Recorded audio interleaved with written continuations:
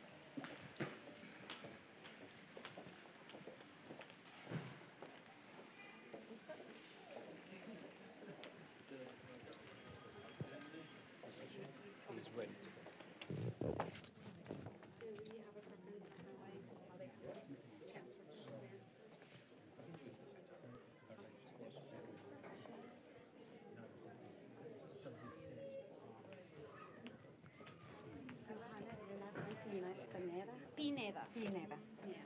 Yeah. As actually, it's So I just want to give you the mayor a chance to speak before you introduce him, but we're going to do the mayor and chancellor good announcements. One other housekeeping item, there are 4 mic runners standing in each corner. They will, they'll bring you a microphone to you when you have a question.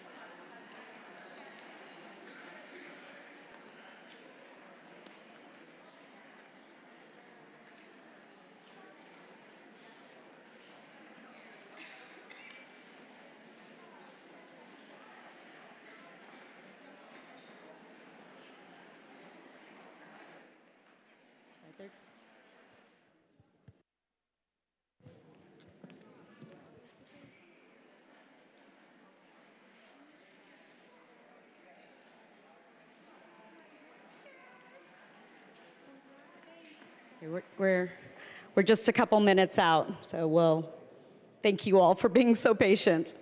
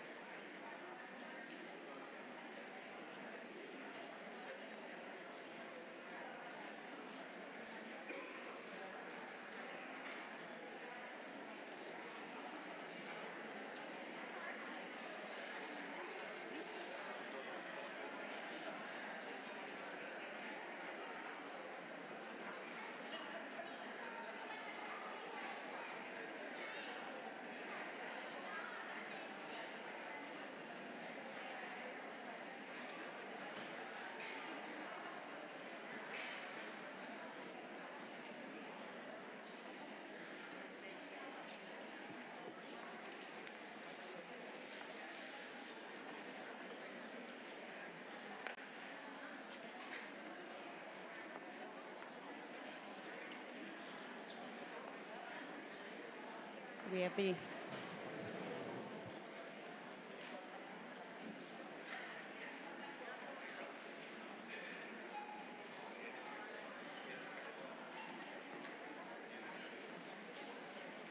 All right. Thank you all so much for your patience. We really appreciate it.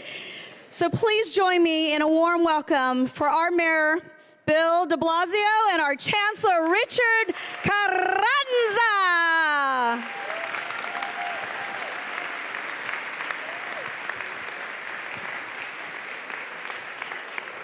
Great. Thank you. Thank you, Mr. Mayor, Mr. Chancellor. At this time, we'd like for you to rise. I'd like to have my friend Evan come up and join us, please. So Evan is going to lead us in the Pledge of Allegiance. All right. Thank you.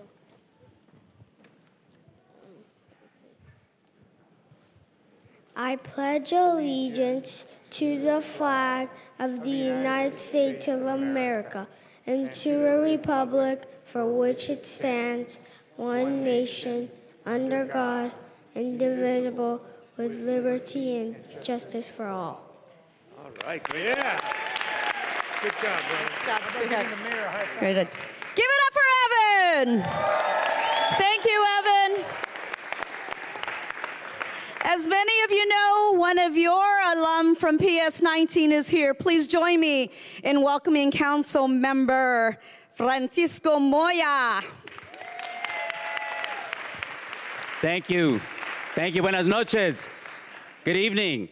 I just wanted to come and say thank you very much to the mayor and to, of course, our chancellor for the wonderful work that's being done for our public schools. You know, this, Mr. Mayor, we have to give credit to also Lorraine Grillo, who's here, because this is a beautiful school that we only dreamed could happen, because only a few years ago, this space was occupied by trailers. And as we all believe that none of our children should be going to school and learning in trailers, this administration helped guide us to get this school done, where they didn't have a full gymnasium, they didn't have a music room, they didn't have a science room, and now look what we have here. And they did it in under 2 years.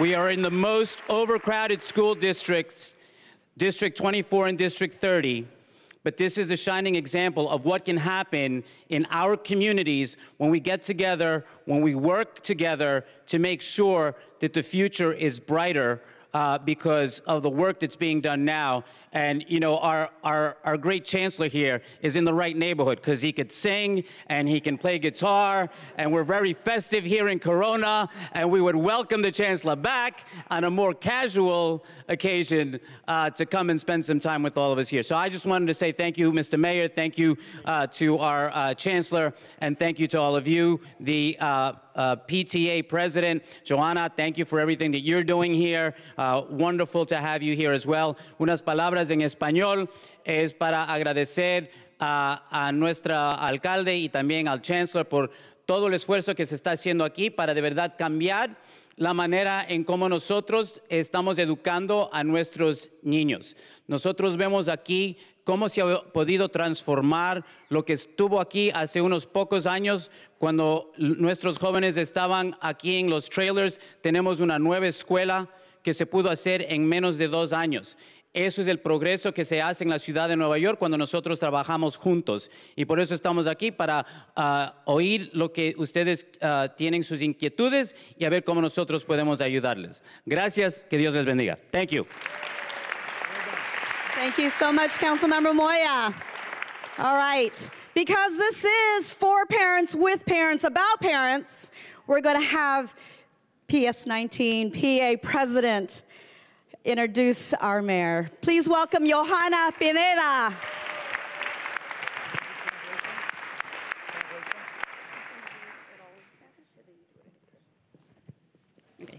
Muy buenas noches. Sean todos bienvenidos a la Escuela PS19 Marino Jeantet.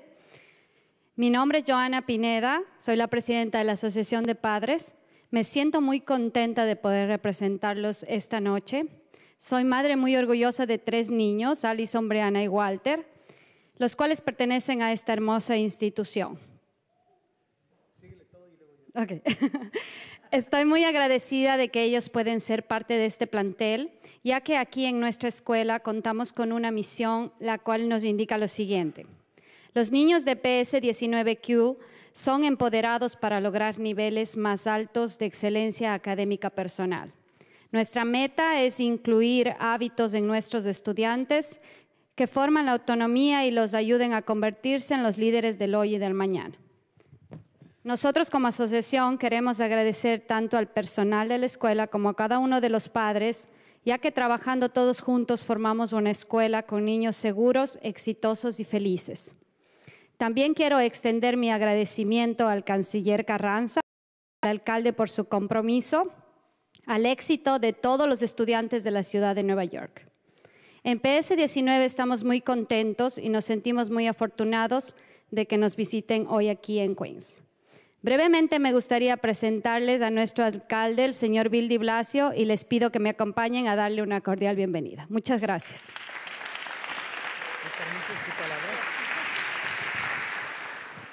Okay, so I've been tasked with the honor of translating that beautiful introduction into English, okay? So I couldn't possibly remember it all, so I'm going to do some real-time translation. So I want muchas gracias, Joanna.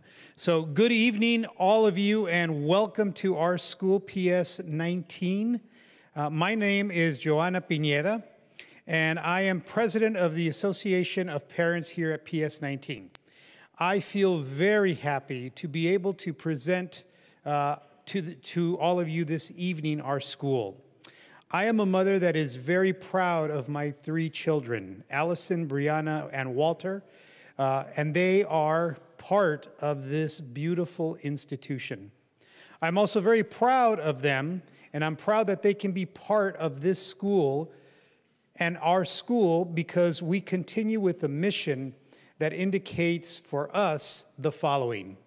The children of PS 19 are empowered to achieve levels that are higher of excellence, academic and personal. Our goal is to include. See, I'm close with you. Ya me agarraron. Our goal is to include habits in our students that form not only self-esteem, but help them converse and be leaders, not only today, but tomorrow.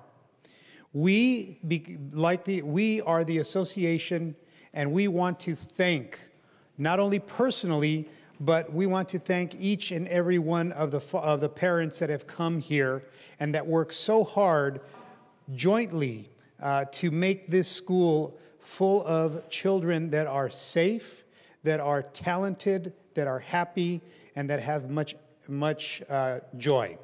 I also want to extend our gratitude to Chancellor Carranza and our mayor for your visit and for your dedication to the.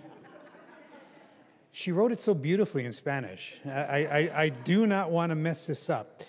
For your dedication and for being dedicated to all of our students in the city of New York. In PS 19, we're very happy and we feel very fortunate to have your visit here in Queens.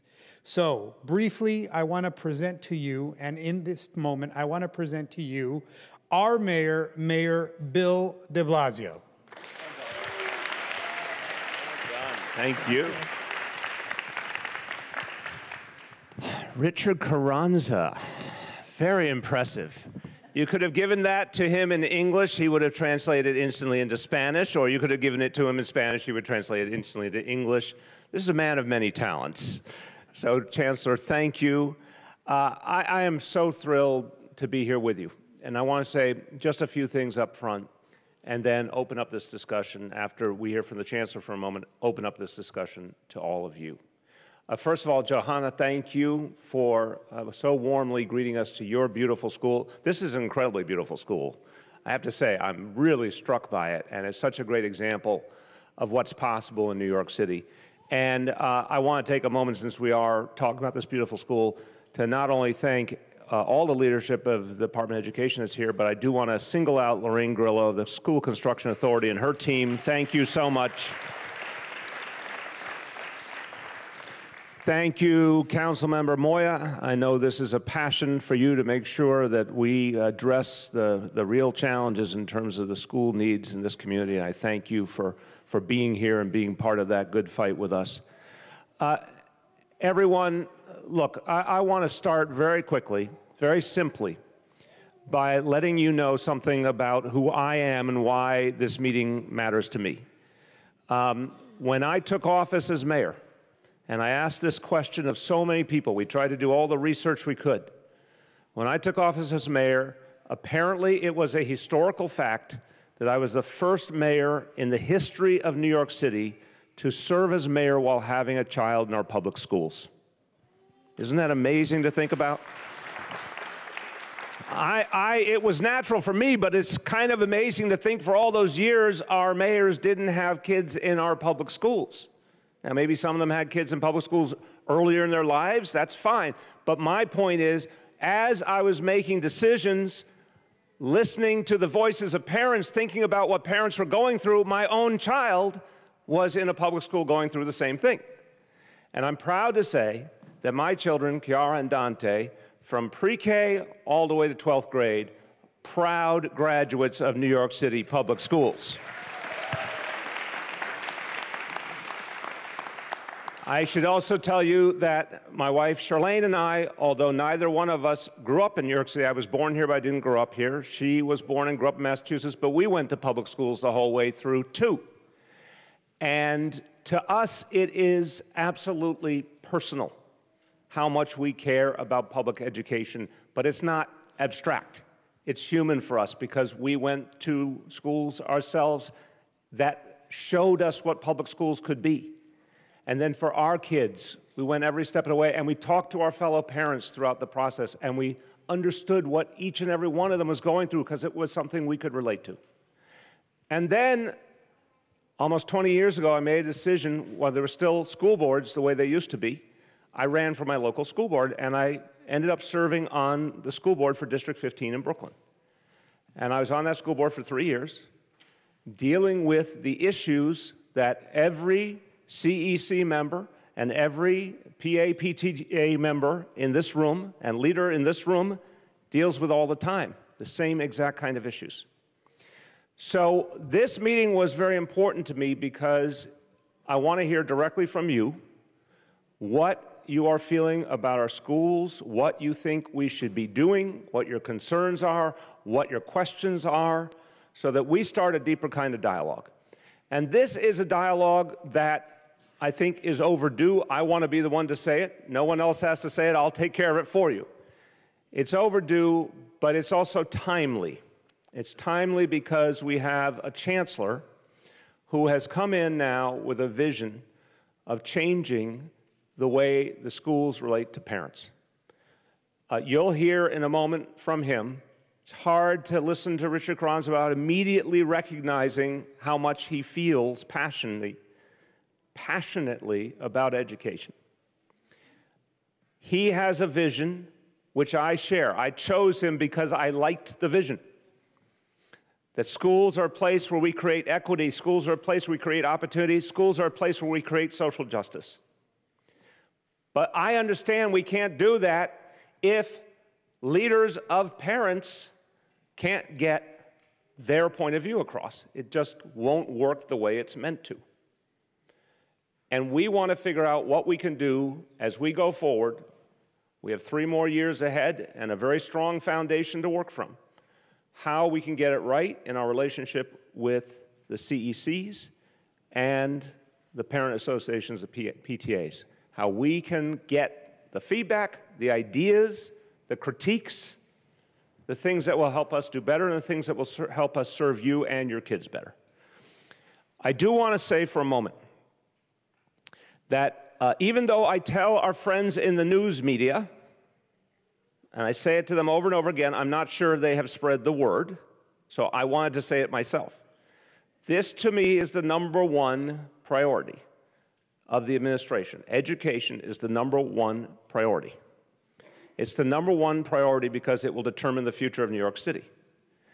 It's the #1 priority because it's the single biggest piece of what we do in our government. It's the #1 priority because it's also the most complex and challenging subject matter, anything we do in government. Education makes everything else look easy. It's the #1 priority because it's about our children. In the most human terms, it's about our children. And we care for them, and they're precious. So this is what I focus on first. And you know, when I ran for mayor, I said pre-K, the specific idea of pre-K was the first thing and the most important thing I wanted to do. And there were a lot of things that you could think about matter in New York City, but pre-K to me was going to be the single greatest difference maker that we could achieve. Now, I want to tell you something about this because I really, really, really like this statistic I want to share with you. Everyone from Queens should appreciate this. The school year when I entered office, there were 3,500 full-day pre-K seats in all of Queens, 3,500. Today, there are 20,500 pre-K seats full day in all of Queens. That is an example of the changes that we can make together. And we're about to do the same thing with 3K, which I'm so excited about. One district in Queens now has 3K, another one's going to get it in September, and by 2021, 2022, we intend for this to be universal across the city. Every district will have 3K. And I just want to say to you, the idea of our children all starting at the same starting line together with 2 full years of high-quality early childhood education, what that will do for the future of this city, what that will do for the future of our school system, but most importantly, what it'll do for the future of our families when every child gets that kind of start. That is going to be an amazing, amazing change in this city. So I just wanted you to hear directly from me. That is what I feel. There's lots of things we could talk about tonight, and we're going to listen to what you want to talk about. If you want to talk about pre-K and 3K, I'll happily talk about that. I'll happily talk about computer science for all and college access for all. I'll happily talk about the fact that our graduation rate is the highest in the history of New York City, and congratulations to everyone. That's something we should all be proud of.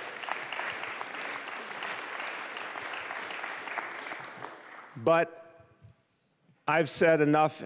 We're going to turn to you with first a couple of minutes from the Chancellor, and I want to say, to know him is to love him.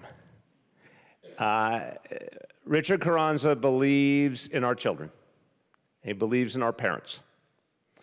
And he has said to me from the beginning that we are not reaching parents the way we need to. We're not getting the voices of parents the way we need to. We're not getting the information to parents that they need in the kind of time that people need it nowadays, which, by the way, is like instantly, right? Everything's fast nowadays. I wish it would slow down a little, but everything's fast.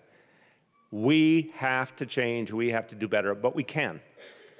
And one of the #1 reasons why we can do better is that we have a leader who cares and believes that we are only going to get better. And that makes me very excited for the future. Our Chancellor, Richard Carranza. Gracias. Thank you. Thank you, Mr. Mayor. So I'm going to walk around just a little bit, and I want to tell you that there is no other reason or better example of why. I wasn't blessed to have been born a New Yorker, but I am a New Yorker by choice. And part of why I have chosen to be a New Yorker is because we have the enlightened, visionary leadership of a mayor like Mr. de Blasio. So thank you, Mr. Mayor, and thank you for your leadership. I want to thank you. Before I say a couple of words, I also want to recognize, because I had been a principal, and these kinds of events don't just happen without a lot of coordination. So I want to thank our principal, Jeannie Calabar. Thank you. Thank you, thank you, thank you. Thank you for opening your doors. And then I'm going to take a point of personal privilege, if you don't mind, sir, because some of you may be thinking, wait a minute, I saw you just a minute ago, and you had a different color suit. How'd you grow a mustache and a goatee so quickly? I just want to take a personal point of privilege. I have an identical twin brother. And most people usually say, no, you don't. You just say you have an identical twin brother. But I wanted to show you that I'm not kidding. So I want to thank my brother Ruben for being here. Ruben, say hi, everybody.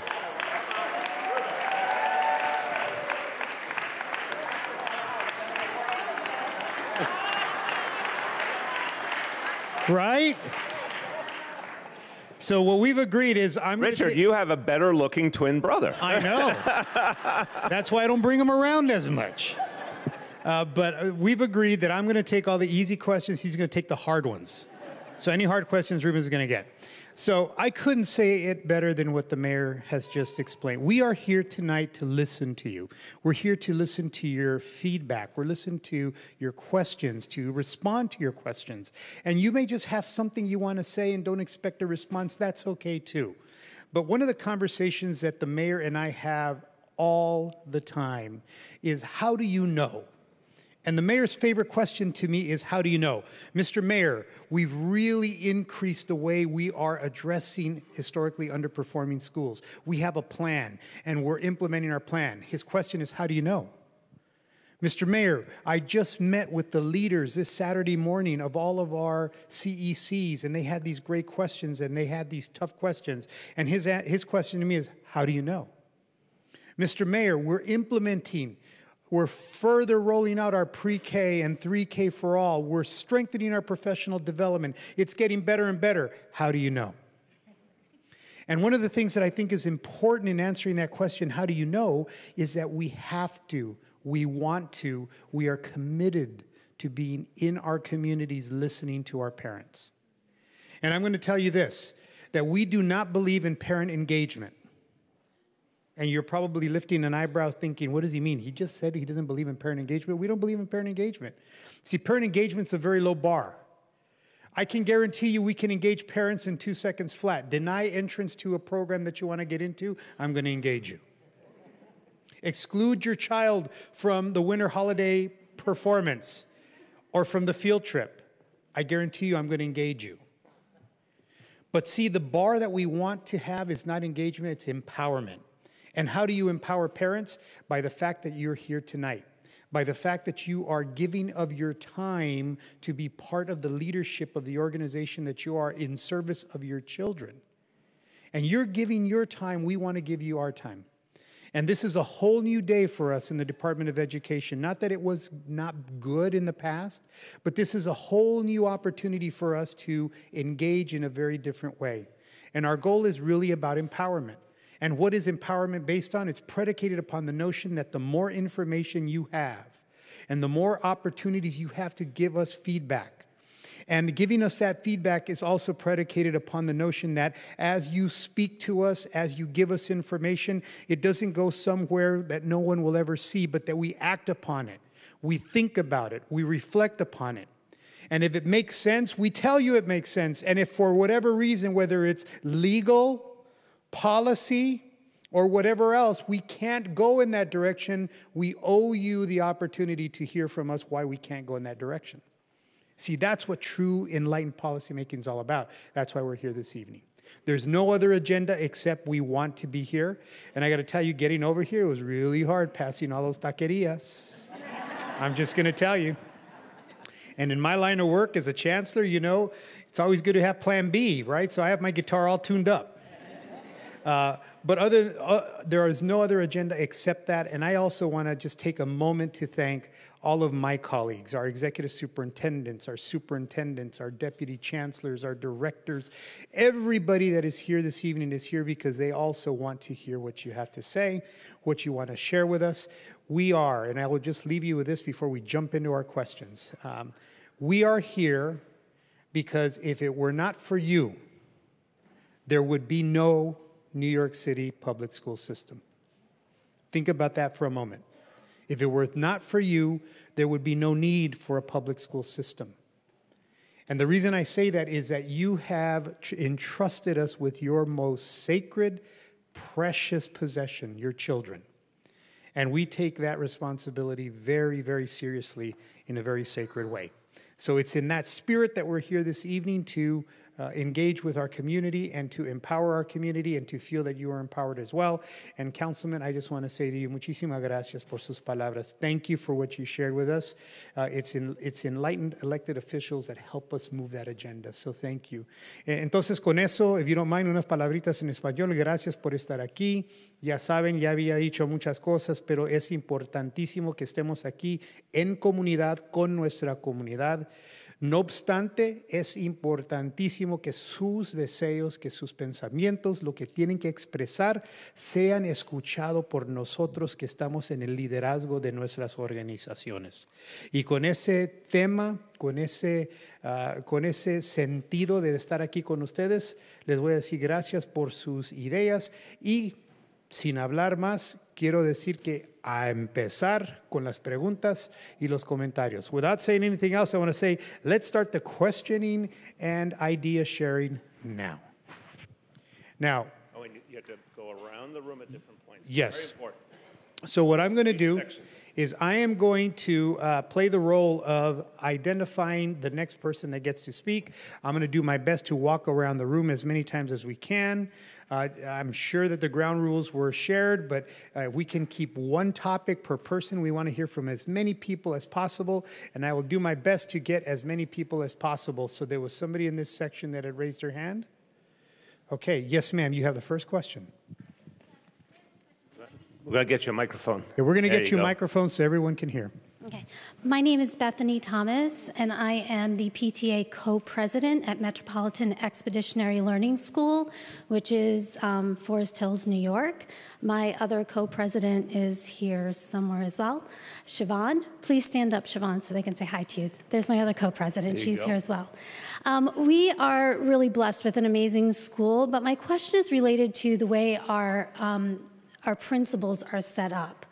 We currently, and we've been asking for 9 years for them to be officially recognized as co-principals and not principal and assistant principal. And the reason is, and I know that this has not been brought to your attention because you're new as a chancellor, but my question is that we're kind of just waiting for the chancellor to sign off on it, and it's meaningful to us because we really feel that it has made what our school is. We are only one of 28 schools out of 1,850 schools to have 15% of its students in each of the main racial categories.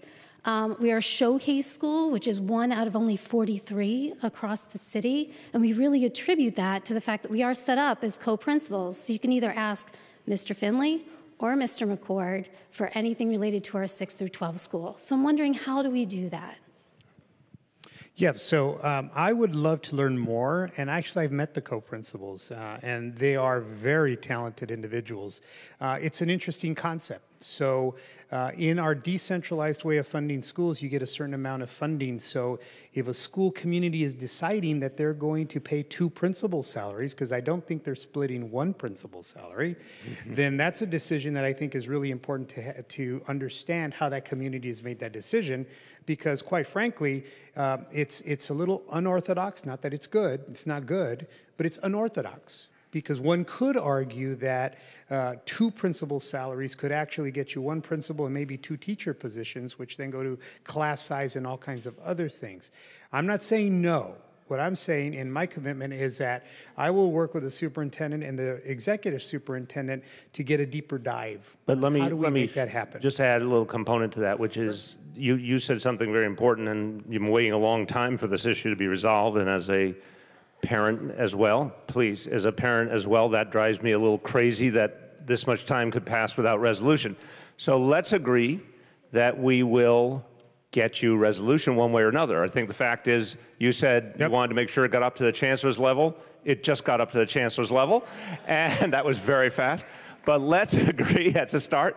But Chancellor, why don't we put a time frame on this that we'd like to see if we can resolve this either way by next month, to get an answer back so people don't have to wonder, okay? So Let's we see if will can not, get that done. We'll do this before Valentine's Day. How's There you that? go, it's a deal. Good, thank you. Okay. Good question to start us off. Yes, ma'am. Buenas tardes, le hablo en español. Sí, por favor, en español. If you don't mind, if you trust me, I will translate simultaneously to English.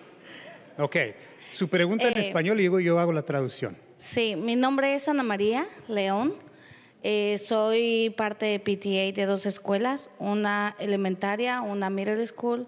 Ambas tienen diferentes necesidades, pero creo que varias aquí en Queens, no en el distrito, tienen algo en común, que es la sobrepoblación de alumnos.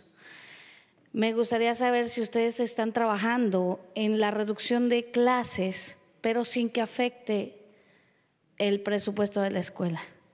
Al no haber tantos registrantes, entonces el presupuesto baja y pues perdemos programas, y entonces el éxito de los alumnos, creo yo, que se ve afectado por eso, por la falta de presupuesto.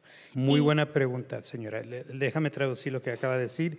This is Ana Maria. She's a parent. She's part of a PTA. She has children in an elementary school and a middle school here in Queens, not necessarily in one specific district. But she says that the common thread in both of those schools is the issue of overcrowding. And she wants to know, what can we do to reduce overcrowding, but to do it without reducing the school's budget? Okay, good. That's a great question. Thank you very much. Muchísimas gracias. Thank you. Appreciate the question very much. And we get, this central concern I hear all over the city. This is obviously a meeting specifically for parent leaders. But meanwhile, I've done almost 60 town hall meetings for larger communities, everyone, and I hear, of course, a lot about the concern about how do we keep addressing overcrowding and, of course, school budgets. And the two issues go together. In a moment, I'm going to ask Lorraine Grillo to talk about what we're doing to address overcrowding in Queens. But here's the vision, very simply. We are putting billions of dollars, Lorraine will go over the exact numbers, into building new school space, whether it's brand new schools, whether it's annexes or rehabbing schools, but always with the goal of we need a lot more seats to address overcrowding. We also are adamant that we're trying to, and we believe we will in the next few years, get out of trailers once and for all. But the other piece of the equation is the school budget. So what we did in the last city budget, and I want to thank the council member because the city council really pushed us on this, was we added money to try and bring up the budget of schools that needed a budget boost according to the Fair Student Funding formula. We added $125 million more to try and create more equality in school budgets around the city. We have an opportunity now to go to Albany and take the next step in that. Because as many of you saw on November 6th, the election changed the reality in Albany. And I think we have a state Senate leadership now that's more friendly to public education. So the city is putting in more money to try and raise the Fair Student Funding formula. We have an opportunity to add to that in Albany. And I think for a lot of schools, that is going to be the way to protect them regardless of whether we're adding more space, to protect their budgets and make sure that they have the resources they need. Okay? So, Mr. Mayor, that's a mouthful. So here we go in Spanish. No, just do the short version. Okay. So lo que dice el señor alcalde, lo que dice es que he escuchado él en otros foros con la comunidad comentarios muy semejantes. Sin embargo, lo que hemos hecho y lo que ha hecho el señor alcalde es que se ha enfocado en crear más escuelas y más oportunidades, más asientos en las escuelas para reducir lo que lo que hay aquí en Queens acerca de la sobrepoblación en muchas de las escuelas. Con eso también quiere asegurar que esos asientos, que esos espacios para los niños sean de calidad, que no se hagan nomás por hacer, sino que se hagan por calidad. Y una de las cosas mayores que ha hecho es reducir los trailers que se han puesto en las escuelas y reemplazar esos edificios temporales con edificios fijos para los estudiantes aquí en la ciudad. Okay.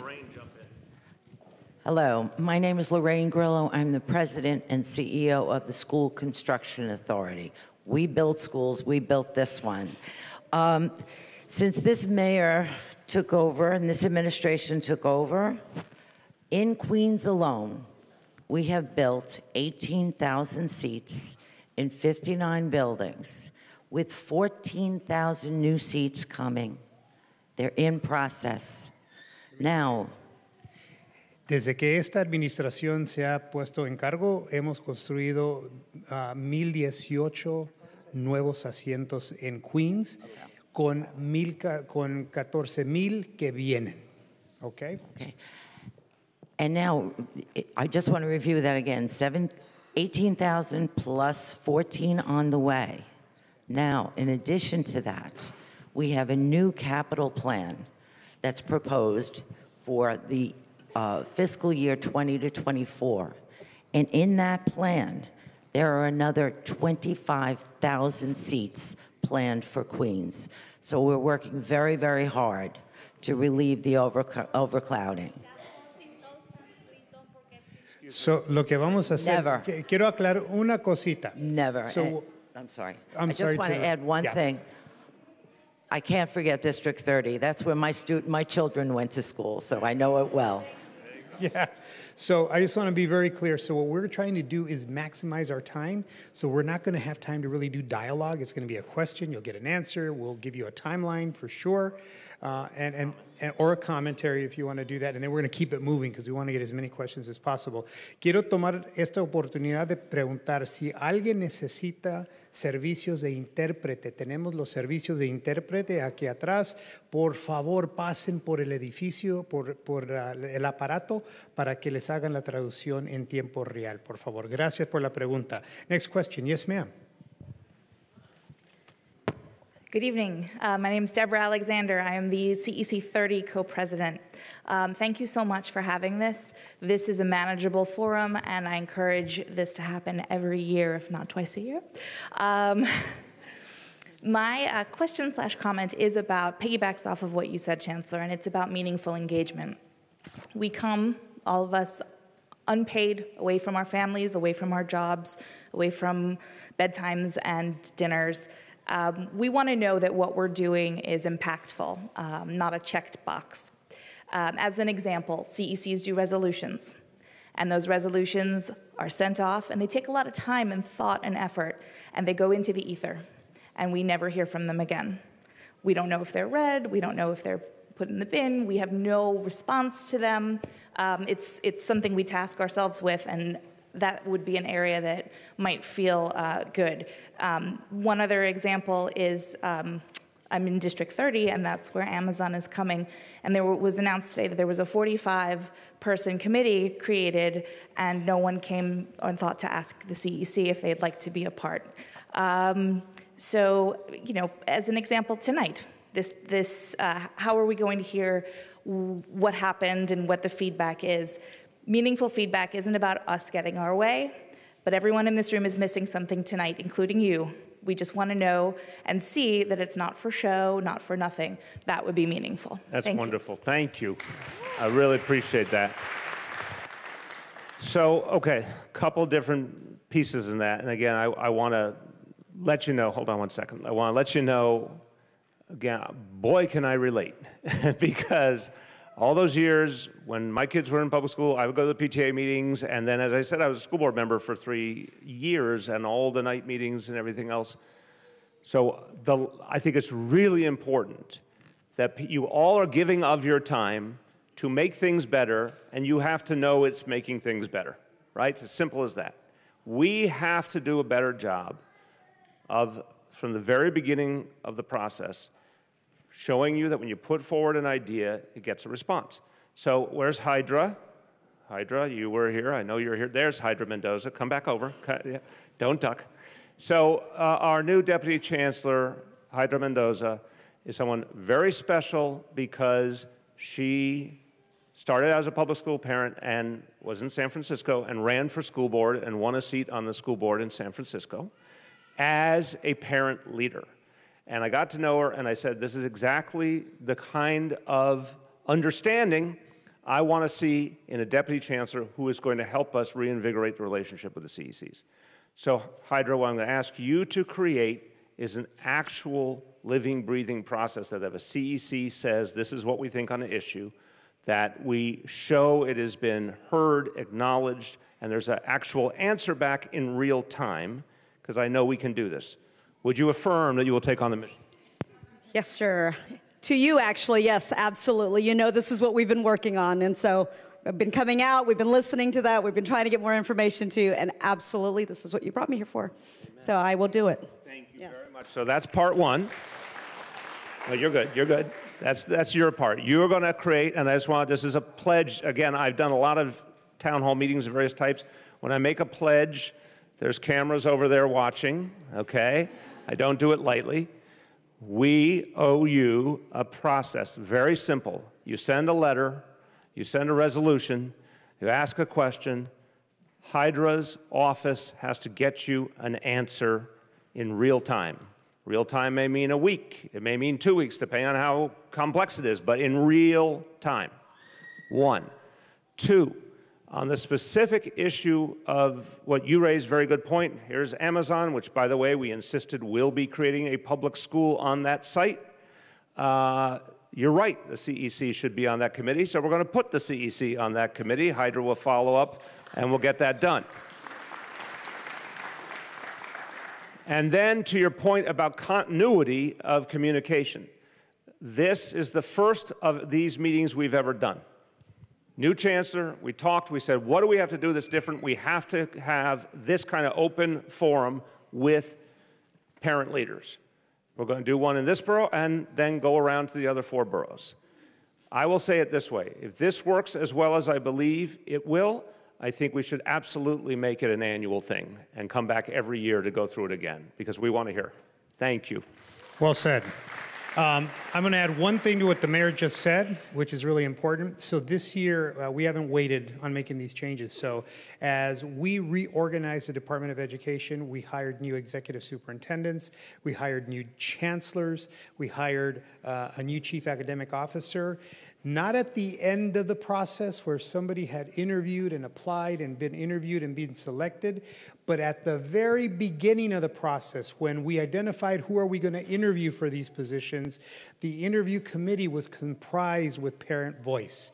We had representatives. Now, obviously, we can't have 32 representatives, but we have a leadership group from whom we drew, and they sat at the table, interviewed candidates, had a voice, and helped us determine the senior leadership in our system around borough-based decision-making. That's just another example of how we're not waiting, we're actually moving to include parental voice in a very real way as well. So we're with you, Mr. Mayor, and we'll follow up. Okay, anybody in this section? Okay, right here. Yes, ma'am. I'm Nancy Northrup. I served as chair of CPAC for several years and also Queens High School President's Council. And for those of you, and many of you do know me, I'm very passionate about high school issues. So I've kind of two questions, or one focus, which is when is the DOE really going to begin to focus on high school issues? And 2 in particular come to mind. One is there's a tremendous need for more high school seats, especially coming down the pike, probably in the order of 10 to 15,000. And you know, we need more seats. They just, you know, it's frightening that thank you, because there's people that are really aware of this. We shouldn't have to send our kids to other boroughs. And the second one is, and the second related question is, right now there's a beautiful, beautiful structure in place called district leadership teams that do wonderful, wonderful things to address K-8 issues. But basically there's no forum in the system for high school issues to be discussed among stakeholders with superintendents, CSA reps, UFT reps, and parent leadership. We've talked about this for years with various chancellors. When is that going to be addressed? They're related. High schools. High schools, okay. I want to speak to the substantive piece, and then Richard and you and your colleagues decide how you want to talk about the how to hear the voices better. The substantive piece, so look, I tried to begin the focus of resetting the school system so it could be more effective, of course, with early childhood education, begin at the beginning. But I've heard from parents over the years, we need more focus on middle school, we need more focus on high school, and all of it is fair to me. I think what's happening now at the high school level, some very, very powerful things are happening. For example, a focus on college access for all, and I want to affirm what that means and what that doesn't mean. We are not trying to tell every student that the only way to go to college, because college works for a lot of students and other students may want to do something else. And our high schools have to be able to address the whole range of interests and need. College access for all is the concept that, unlike the history that we all have seen, every student needs to get a message that if you want to go on that path, we are going to support you. So that initiative is one example of something different in high schools than what we've done before. AP for all, very consistent with that. To say to students that every single high school in New York City must have advanced placement courses, at least 5, regardless of the history, and we all know the history. Some schools have had advanced placement courses for generations, and some schools before this new initiative did not have a single one ever. And advanced placement is one of the gateways to higher education.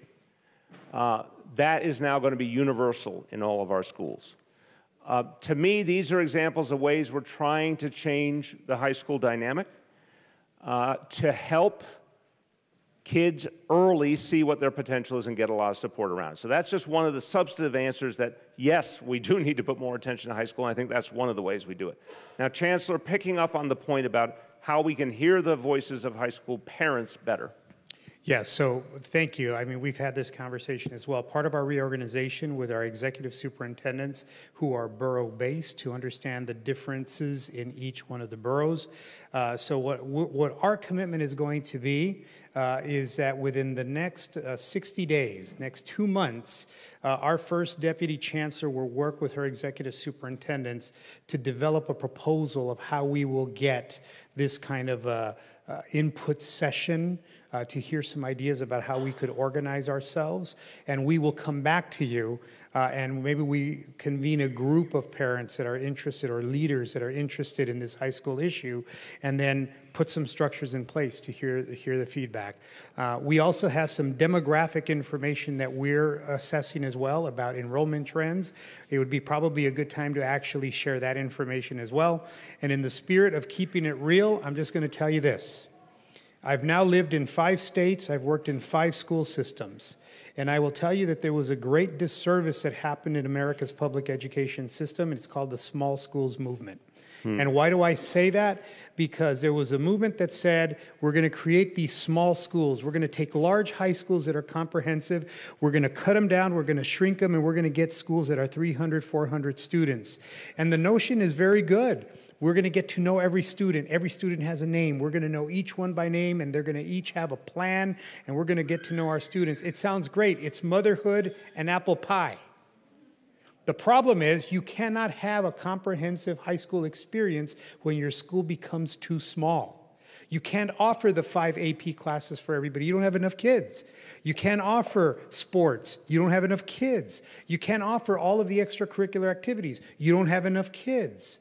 And what ends up happening is that then students and families vote with their feet and they go to other particular programs or other schools that are a little bit larger that to get those AP classes and get those experiences, and you end up having shriveling schools that get smaller and smaller and smaller. So in the essence of being very transparent, part of the work we're doing is also an analysis of how small is too small to be a viable, comprehensive experience for our students, preparing them for a 21st century education. And it may mean that we come to communities and say, look, you're too small. You need more students. Maybe we should think about a merger. Maybe we should think about combining. Maybe we should think about reimagining a different kind of an experience where students have much more of an option. But again, to the mayor's point, we don't want to do that at the end of the process when the decision's been made. We want to include you and the CECs right at the beginning of that whole conversation because you know the communities better. So our commitment is when the next 60 days we will convene, we will have a process where we will get you in the same room to determine exactly what you just said. Okay, I think nobody over here has a question, so I'm going to go right over here. Lots of questions. I'm going to go to the back. Yes, ma'am, in the black.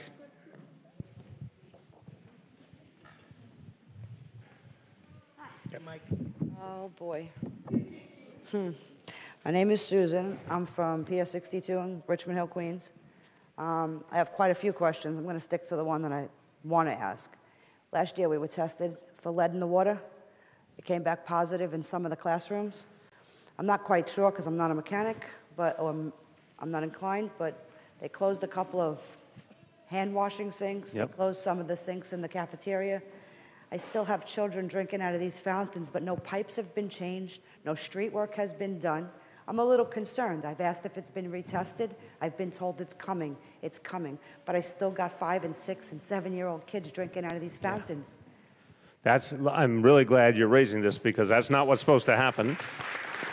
So thank you. And I don't know who of the group, Ursulina Ramirez, our Chief Operating Officer, is going to speak to it, so come on up.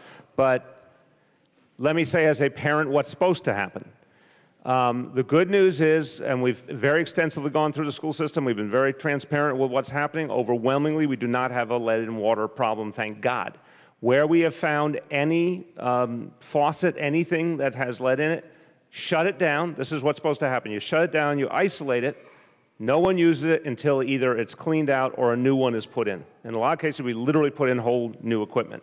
If that's not happened, something's wrong. So Ursulina, take it over. And thank you for that, Mayor. And that's exactly what's supposed to be happening. And so this is very concerning to me. If it was not, what we do is we take it offline, we remediate, and then test again to ensure that it has no lead. If that is not the case that's happening in Richmond Hill, I will get on that right away, and I'll have our folks come to visit the school. What we like to do is also decommission if it's necessary, because we want to make sure whether that is a drinking fountain, a hand washing fountain, a shower, if there is any elements of lead above the threshold, we like to decommission and take it off the line right away. So I will follow up with you right away. I want someone out there tomorrow. Done. Tomorrow's a good day. So, okay, wait, hold on. They'll come, she'll follow up with you also, but we'll send out the appropriate person from DOE tomorrow, and if anything needs to be isolated, let's isolate immediately. But the other thing, last point to your question is, you should not even have to ask, because we should have done it and told people what's going on. If the parents don't know, then we did something wrong. Okay. Amen. Thank you. Yes, sir. Yes, welcome, Mayor. Welcome, Chancellor. My name is Jonathan Hawes. I'm the PTA president for Epic North. This is our vice president, Jeanette Rivers. We're currently going through a C30 process with our school. I'm sure amazing things are going to happen with that. My son is, of course, at Epic North, and I have a son in Manhattan, a third grader, and he goes to a charter school. My concern is charter schools change over a great deal with principals. They change over a great deal with staffing. What worries me about that is the continuity of our children's education. They're non-union, so we have to make sure that we support the school overall, but also support the teachers who put a lot of work in with our kids. In our school, there have been so many changes within the last 4 years. It concerns me a great deal on how it's going to affect my child, how it affects our community. And we know that that is a public school, but at the same token, you guys oversee to make sure things are ran right. My concern is what's going to happen with the constant changing with the charter schools, not be able to stabilize the principal, not be able to stabilize the teachers, whatever conflict is there. And at the end of the day, it affects our children, and that troubles me. And I'm going to just jump on that question and pass it to you. This is a very interesting and important question because it gets to, of course, we have a type of oversight, but it's not the same thing with a charter school as with a traditional public school in terms of the direct accountability, which is an issue, a real issue. Yes. But Chancellor, if you could speak to this about how there's a really interesting way to think about it. If there's not continuity or if there's concerns about quality, what can we do to answer parent concerns? Yeah, so we have a process. We have a whole department that works with our charter schools. There's a whole process of certifying charter schools. There are a number of indicators, not only financial indicators, but the academic portion of what charter schools do. We review that. We have conversations with charter schools. That being said, I can tell you, I as chancellor have every authority over the appointment of principals to our New York City Department of Education schools. The buck stops with me. However, I have zero say in who a charter school appoints as a principal. I have zero say on how they select a principal. I have zero say about how they do their human resources in terms of their teachers. It's part of the charter law. It's an alternative. They get to make those decisions. We get to voice moral outrage. We get to work with them and say this is not okay. But at the end of the day, they get to make those decisions.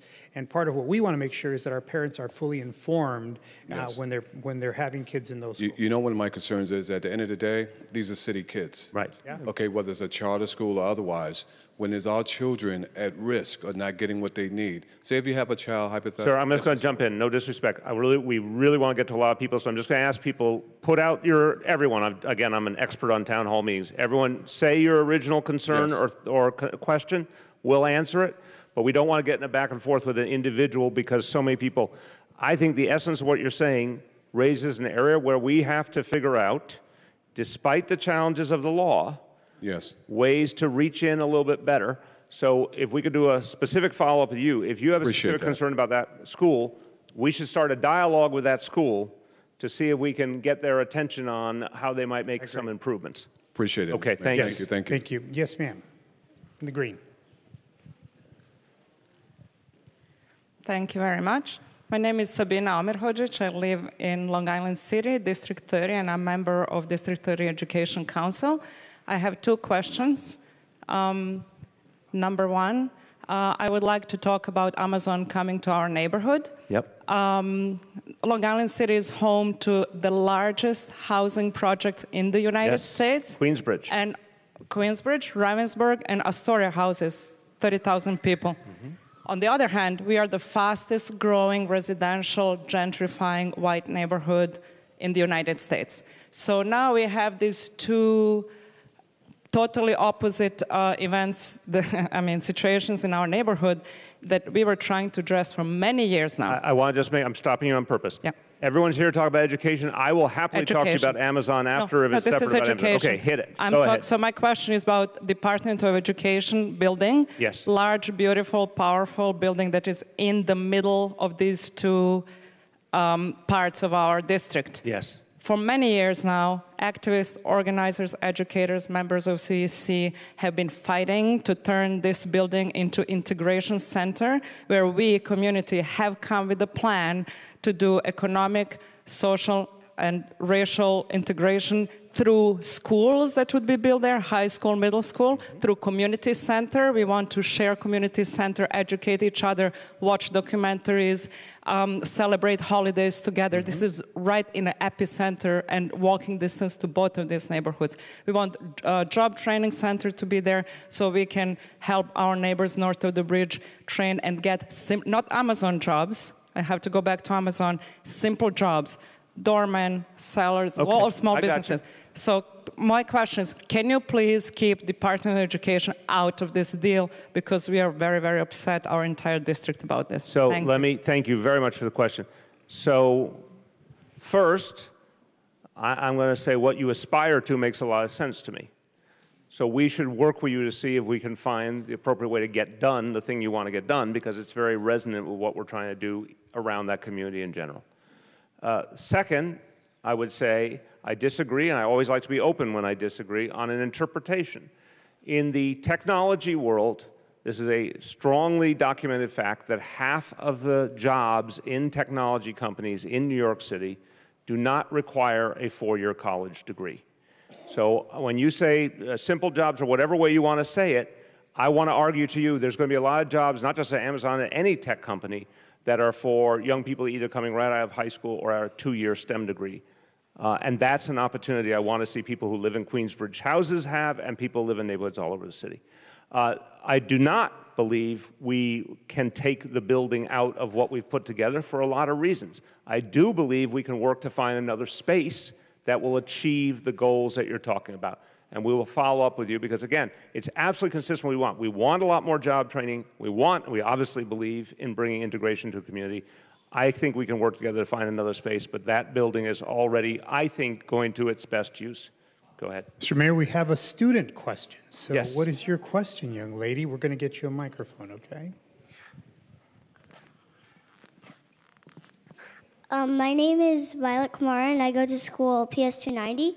And I have a question about our schoolyard because in the schoolyard, a lot of people get hurt and have to go inside because of like reasons that, and I was wondering if we could maybe add new things and remove some things that I don't think are very good that people should be playing with, because there's like concrete benches and like wrecked basketball hoops. So the basketball hoops and the basketballs usually hit people. So I think there should be a slide underneath it. And the people usually run into the concrete benches. So I was wondering if we could maybe remove them and put like a running track or stuff like that. Wow. Wow. You did good. Clap me high. Tell me, wait, hold on one second. Tell me your name one more time. Violet. Violet. How old are you, Violet? 7. You're 7? Unbelievable. You are a lot more eloquent than many of us. So, Violet, that's an excellent point that you're raising. So we want to make sure the schoolyards are safe. This is in the schoolyard in your school? Yeah. Okay. Who's going to handle this? Lorraine Grillo right there. You're going to talk to her. She is going to come over personally to look at your school, because we want to make sure all kids are safe. But I really want to congratulate you, because it's not easy to get up in front of a whole lot of adults, and you did a great, great job. Thank you. Ma'am. Next question is right here. Yes, ma'am. Good evening, Mayor. Good evening, Councilman. My name is Gina Boynton, and I am Monica Sokani, PA President of PS 96, South Ozone Park. And Vice President, our question is, our school does not have a gym. Yes. For over 10 years, it does not have a gym. Also, our electrical system is very bad. Also, our pre-Kers are in trailers still right now to this day.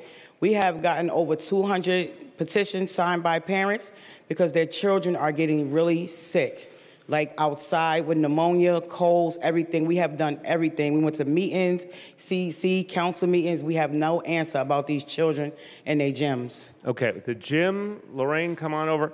So And we announced, wait, we got, that's enough for one, really, we just stay there, because we have to get to as many people as possible, so work with me.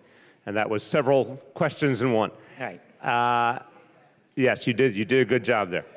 Okay, we announced a plan, I want everyone to understand this, that 2 things that are going to change in all schools.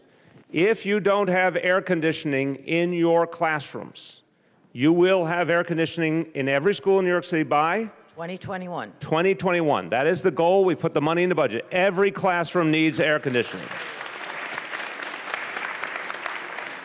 When it comes to gyms, we believe, by the way, it's the law. The state law is that every school is supposed to have gym facilities, if not in the building, reachable nearby. That law, you might have noticed, got ignored, as you said, for decades. We have committed that every school will have a usable, big enough gym for their student body, either in the building, on the school grounds, or nearby something we lease. Right. All schools by? All schools by 2022. Okay. So your school included. As for the wiring issue, Lorraine will follow up, and her team will follow up. As to the pre-K in the trailers, now again, the goal is to get out of trailers everywhere. There are some places where to have pre-K, the only choice was a trailer. And this was not, this was not anything anyone loves to make this choice, but came down to, do parents get full day free pre-K, but the price of admission, if you will, is it has to be in a trailer, or do we not give that to parents? We made the decision in some cases it was worth doing the trailer short term till we could get to a better solution. So will you also look into what the timeline is for changing I will absolutely look at the entire school situation to see if potentially we can build something in the yard for you. Okay, thank you very much. Yeah, thank you. Next question. Yes, sir. Muy buenas noches. Mi nombre es Elmer Carrera. Vengo de Samantha Smith a PS 182. Soy vicepresidente de la Asociación de Padres. Bueno, mi pregunta es, en muchas ocasiones yo he escuchado que van a remover muchos programas de la escuela estatal, ya sea de todo Nueva York. ¿Cómo pueden ustedes mantener esos programas que hoy en día están en la escuela de donde yo vengo, están dando muy buenos resultados? Y a mí me he hecho muchas veces la pregunta, ¿por qué los quieren remover cuando están dando buenos resultados? Okay, so PS 182. Yes. And the question is, you have heard that programs that are working well at your school, that they're going to be removed or canceled or taken away. English por the persons. So English for parents, etc. And they're working well, but they're being removed. So you want to know why are they being removed and what can we do to save those programs? So what I'm going to do is I'm going to ask us to follow up with you specifically because that's the first time I've heard of that. But I think it's important that if a program is working well, remember we talked about parent empowerment? And just to clarify, I'm sorry to interrupt, these are the adult literacy programs we're talking Para about? adultos? Para adultos y para... Yeah, for adults. For adults, okay. For adults. Yo quiero saber más de lo que está pasando y los detalles. Entonces, uno de mis colegas se va a reunir con usted para tener los detalles y averiguar qué es lo que está pasando. Okay. So one of the things we're going to do is we're going to have one of our staff members, and I'll ask our first deputy chancellor to make sure somebody gets his contact info, and then we'll get some more details to find out why that's happening, because it shouldn't be happening. Okay, señor? Thank you. Yes, ma'am. Hello, my name is Tiffany Davis. I'm the co-PTA president at Benjamin N. Cardozo High School. Some of you may have heard that yesterday we had an incident where it was a slashing of a student. My concern is the safety and the security in our school. Every month I go to an SLT meeting and I'm told that budget cuts, budget cuts, budget cuts. We don't have enough deans. We don't have enough teachers. What can we do? I want to stop for a minute. I don't know why anyone is saying budget cuts when we haven't cut the budget. That's what I'm being told, and yeah, they're saying there are not enough deans to secure all the doors. Okay, so let's first of all, the security issue, we don't want to ever skimp on security. It's our sacred responsibility to protect children. So we want to work with you to do whatever it's going to take to make sure the school is safe. It was a horrible incident. We don't want to ever see anything like that happen again. But on the question of people saying there's been budget cuts, I'd love it if we can follow up with you, because no principal or dean or anyone should be telling parents there's budget cuts when there haven't been. It is up to them to work. We're giving them a lot of resources. In fact, school budgets have been going up. We've got to figure out what your school needs to be safe, and we've got to make sure we do it. Yes, sir. Simple as that. We'll follow up with you directly. Thank you. So remember, I'm going to keep coming around, so be sure you got them. We're going to go to where we called yet. Yes, ma'am. Yes, ma'am. We don't believe in quotas. Thank you. I appreciate it. Good evening, everyone. Thank you for picking me. I appreciate it. Okay. So unlike you and unlike Mayor de Blasio, I did grow up in New York City, went through the New York City school system.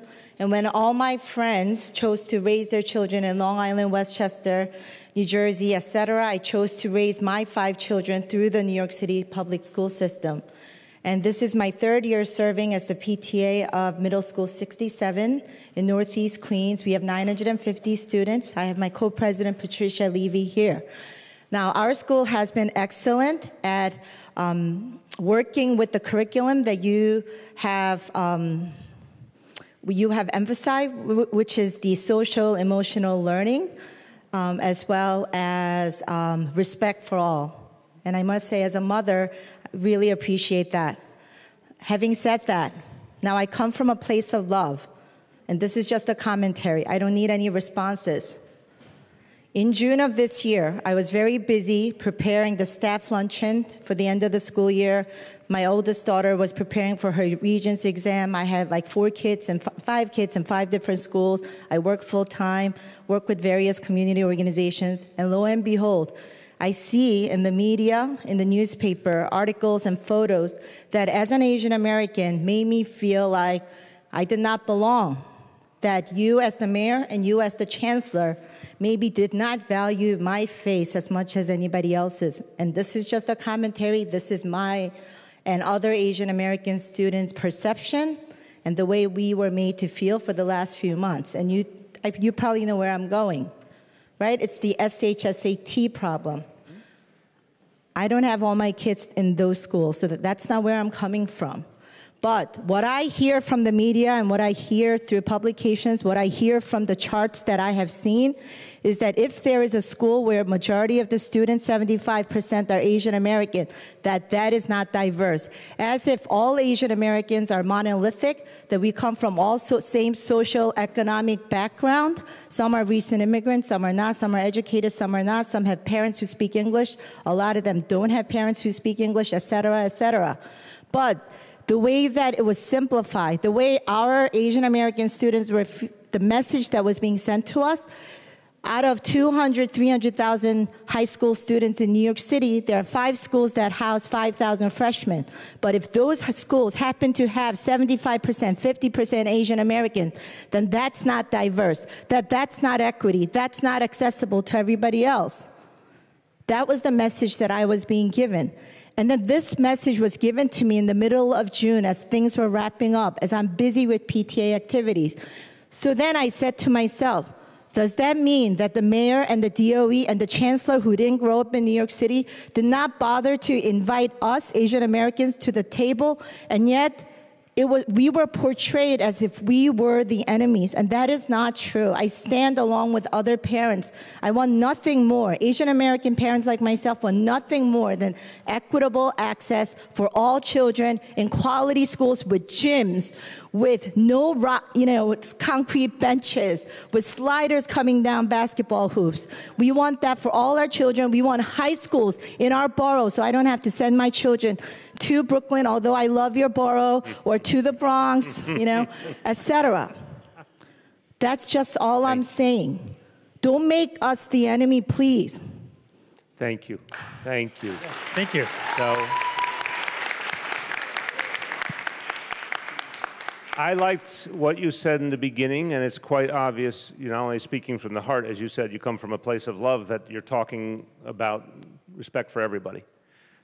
But I really want to say, if you feel that's what happened, I can't tell you don't feel what you feel. I can tell you that was 100% not the intention. There is no enemy. There's no enemy. There's an effort to create equity. Now, we can all debate the way to do it.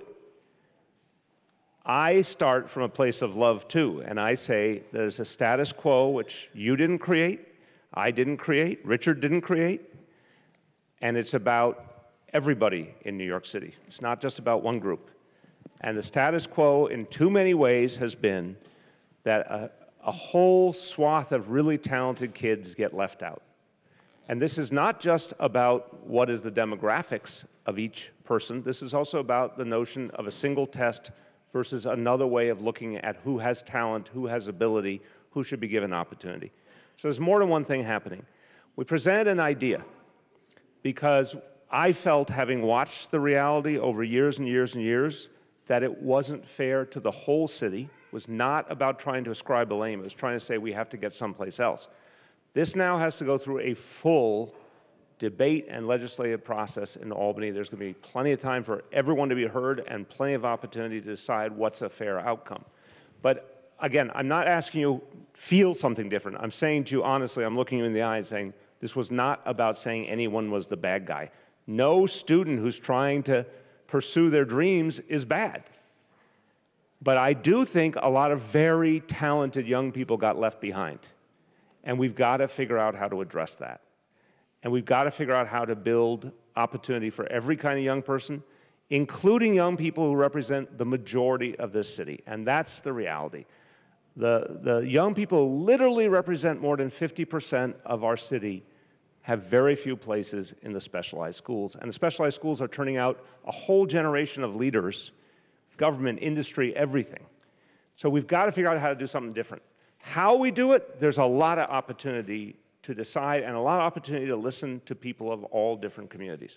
So no attempt was made to cast any negativity towards anyone, only to say, how do we get to someplace better?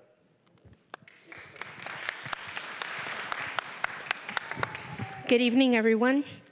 Good evening, Mayor. Good evening, Chancellor. I've heard a lot of comments, and I've learned a lot. I'm a new PTA president for MS 210 in District 27. I'm very proud. I've worked for the city for 25 years, and I save lives, and I'm proud of that. I volunteer because I choose to. I have 1,800 children that belong to me, and I want to give them a better life. Amen.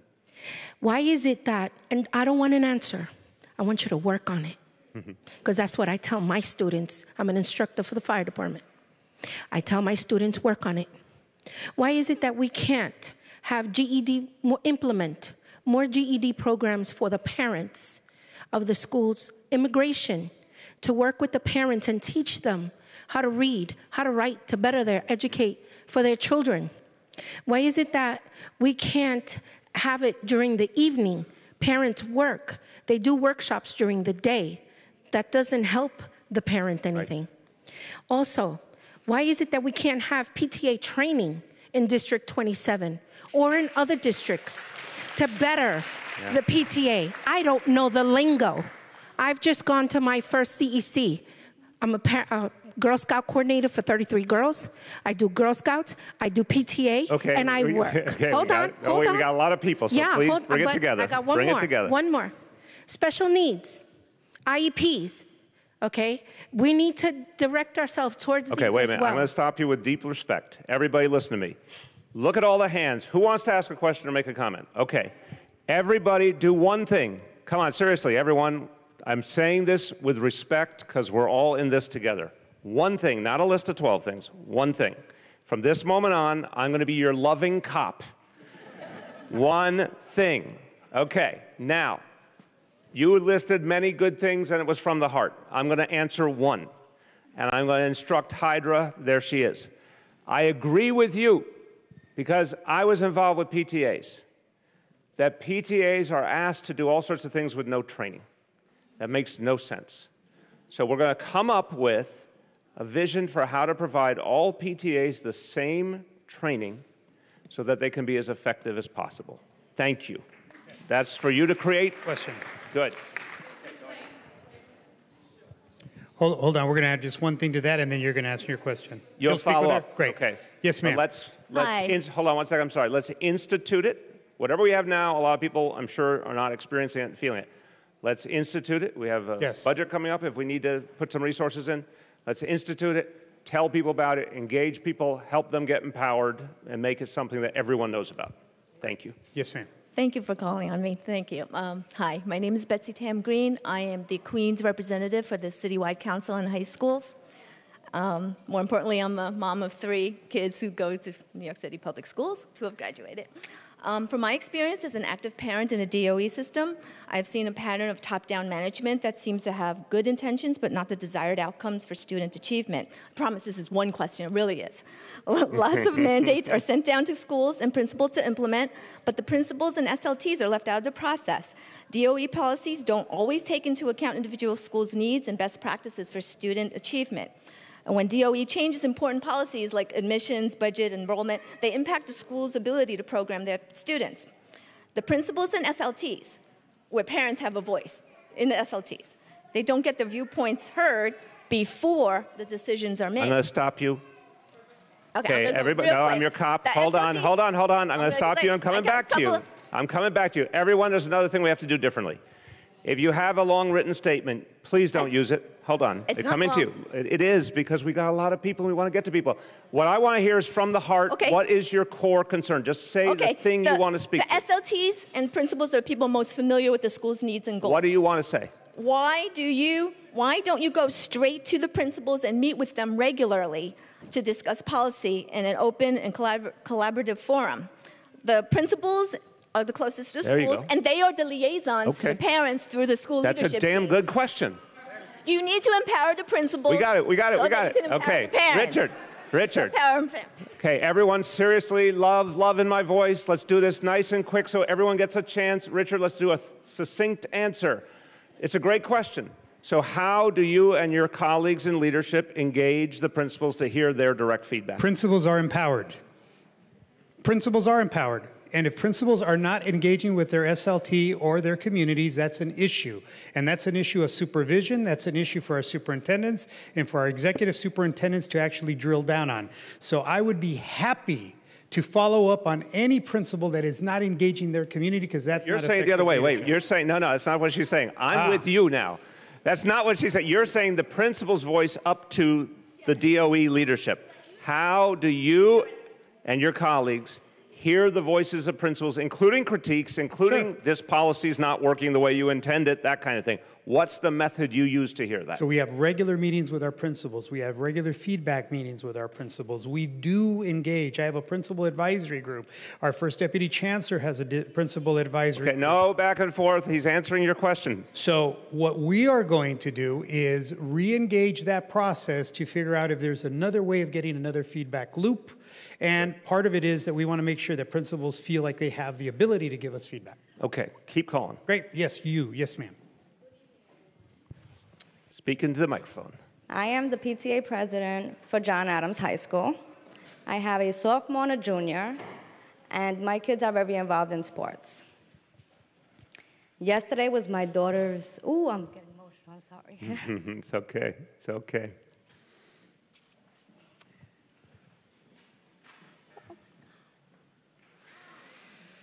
You want a moment?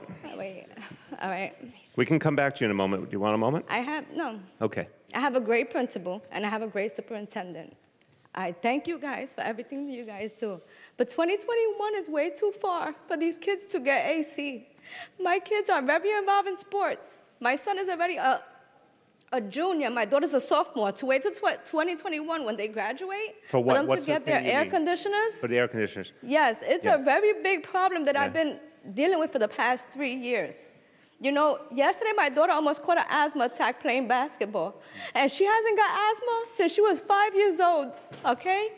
She hit 15 on Monday. For my daughter, for me to be working and for my daughter to almost have an asthma attack, it was outrageous. So what would you guys do for the air conditioners, at least so that they can use something now, even if it's, you know, window fans, something for them to get air? Okay. Because I've been in you. the school many times. I also want to thank you, the chancellor, the mayor, for the culture and the data in the schools. And I also want to thank John Adams staff and DOE staff for moving John Adams High School from renewal to revise. I am very proud PTA President John Adams. We changed a whole lot for everyone. Thank you. Who knows about, everyone who knows about John Adams. John Adams, yes, they was down at once, but let me tell you, it's the greatest school to me in Queens. I'm a very overprotective parent. I love my kids to death. They're very up there in John Adams. They have great programs. We got to get to a lot of people. I got your point. Thank you very much. And I appreciate what a devoted parent you are. So look, when I said, or when Lorraine said 2021 for air conditioning, that doesn't mean we're waiting until 2021. Some of them went in this year, some are going in next year, the year. They're going in as fast as we can get them in. There's no question. All the money's there. They're moving them as fast as they can possibly get them in. That's on the air conditioning. In terms of your daughter's situation and that, Jim, we'll do a follow-up to see what we can do, because the Lord knows I happen to have asthma. My daughter has asthma. I understand what a challenge is. You too. So we're going to see what we can do to help that situation. But the air conditioning is not waiting. It's moving every single day, everywhere we can get it in. Yeah, thank you. So next question, and I just want to add, most people think that air conditioners are just buying the unit and installing the unit. The issue is the electrical to be able to support You have to redo all the wiring in the school. That's part of it. And by the way, we accelerated a year. It used to be 2022. We accelerated. The mayor said, let's make it faster. Lorraine Grillo said, yep, we can. So it's coming a year faster. We're going to keep on accelerating. We're coming yes, around. Ma'am. Next question. Okay, let's go. Let's speed it up, everyone. We can do this. Hi, my name is Maddie Gonzalez, and I am the PA president at PSIS 87 in Middle Village. Absolutely love the administration in our school. We have a great principal, great administration. Everybody's really, really good. My question comes from, we talk about our children being safe. We talk about entrusting our children to you.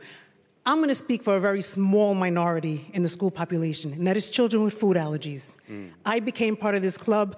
Obviously didn't want to, but here I am. I almost lost my son in his first reaction in April of 2017. Now, we talk about you want to create a safe environment for the children. It's not just about everything that can go on that's been mentioned here. It's also about creating a safe environment for children for whom food is poison, because that's pretty much what it is.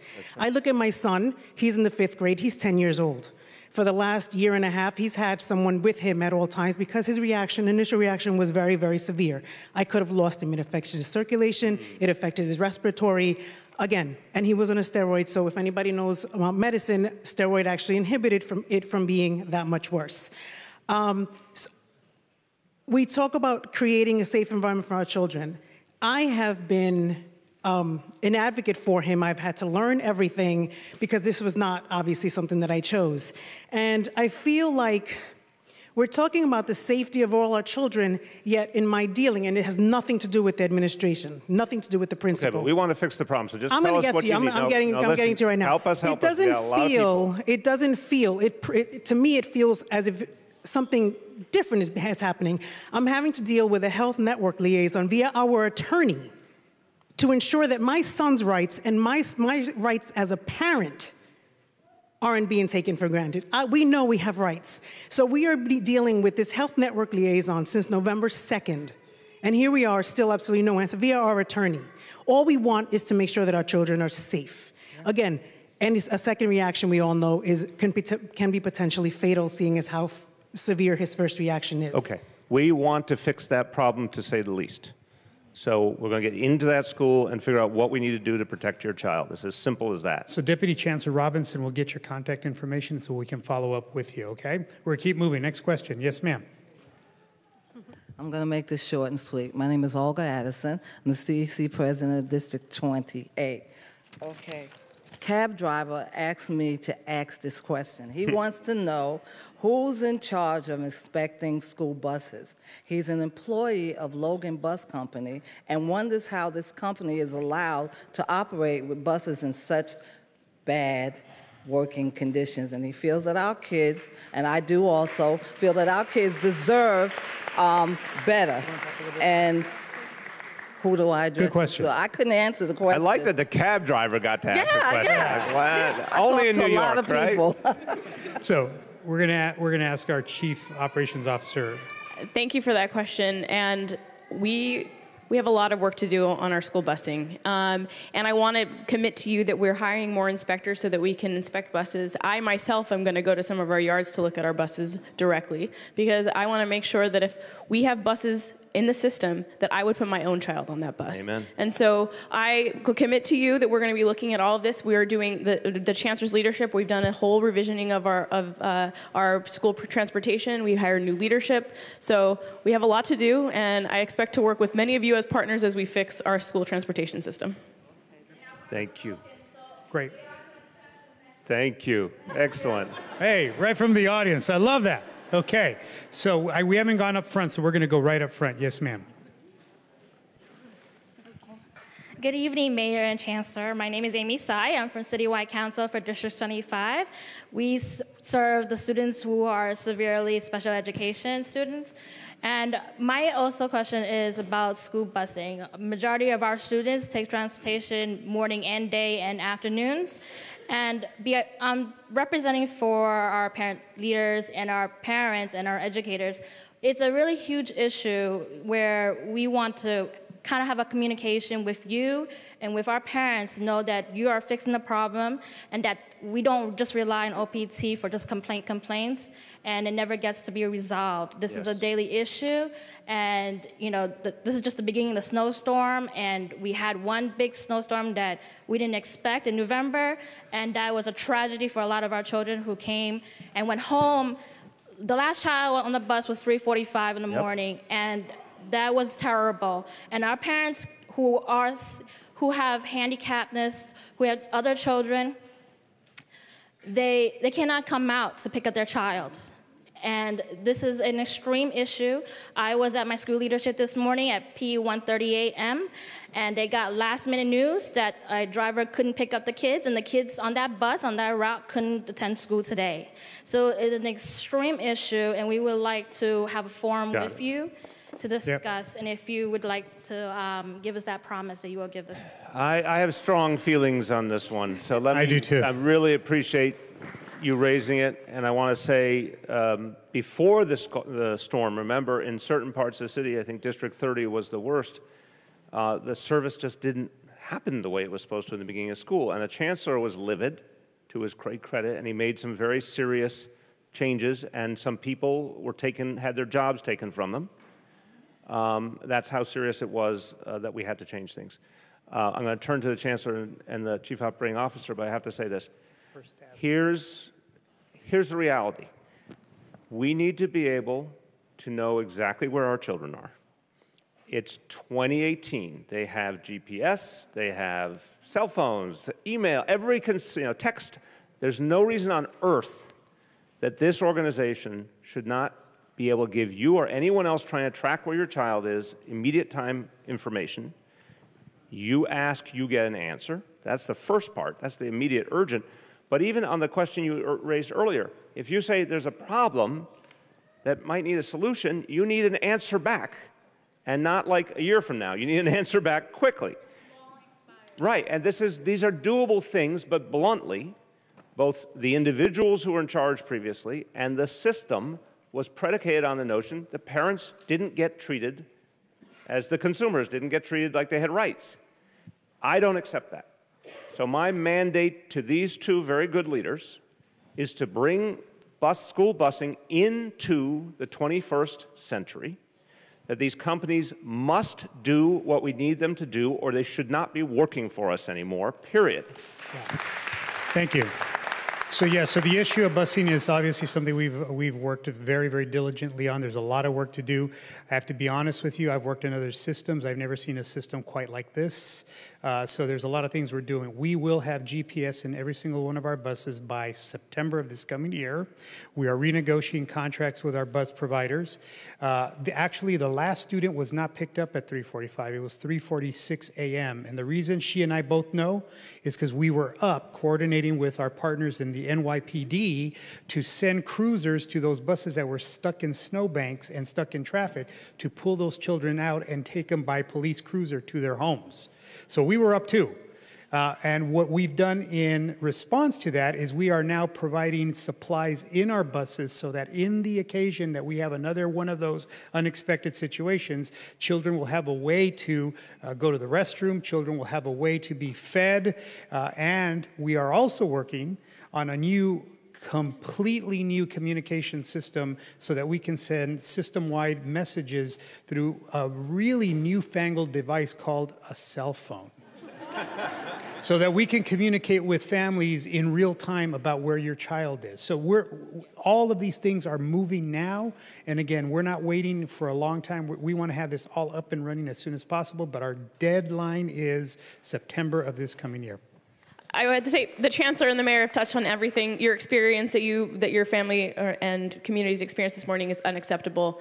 I want to engage you directly, and we are going to have parent sessions to talk about how we want to see improvements and what parents want to see from both bus companies and from OPT directly. So I'll be in touch.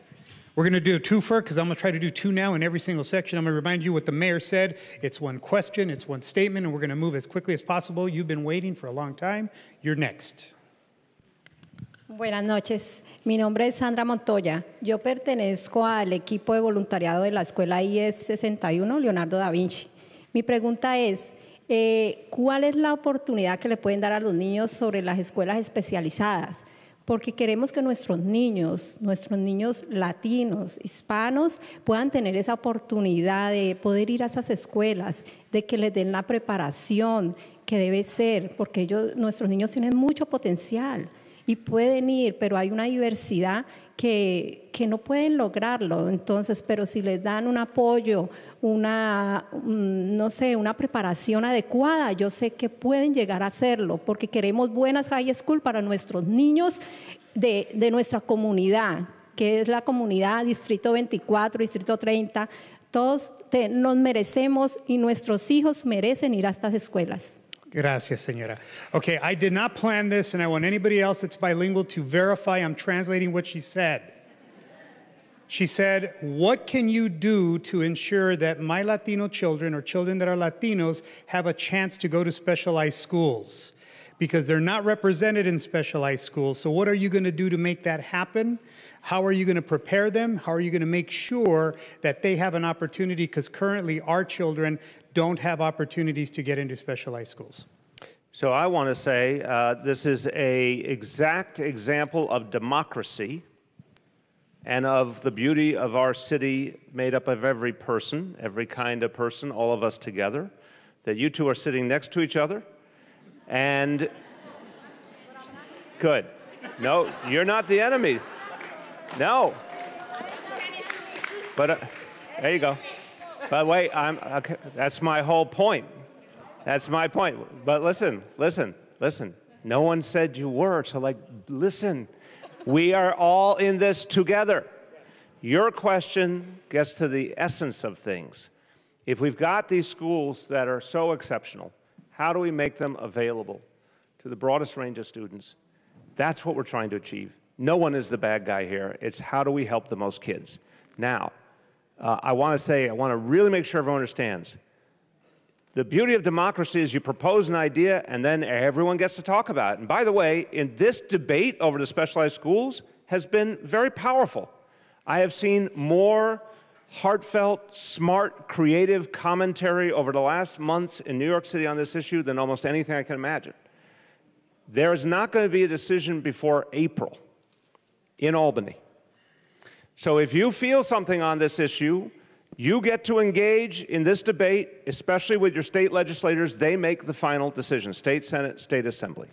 And everyone's voices should be heard. But I also want to say we have an obligation. One, to make sure it's a very respectful debate. Two, to make sure we're not just talking about the admissions process, but how to expand the number of seats.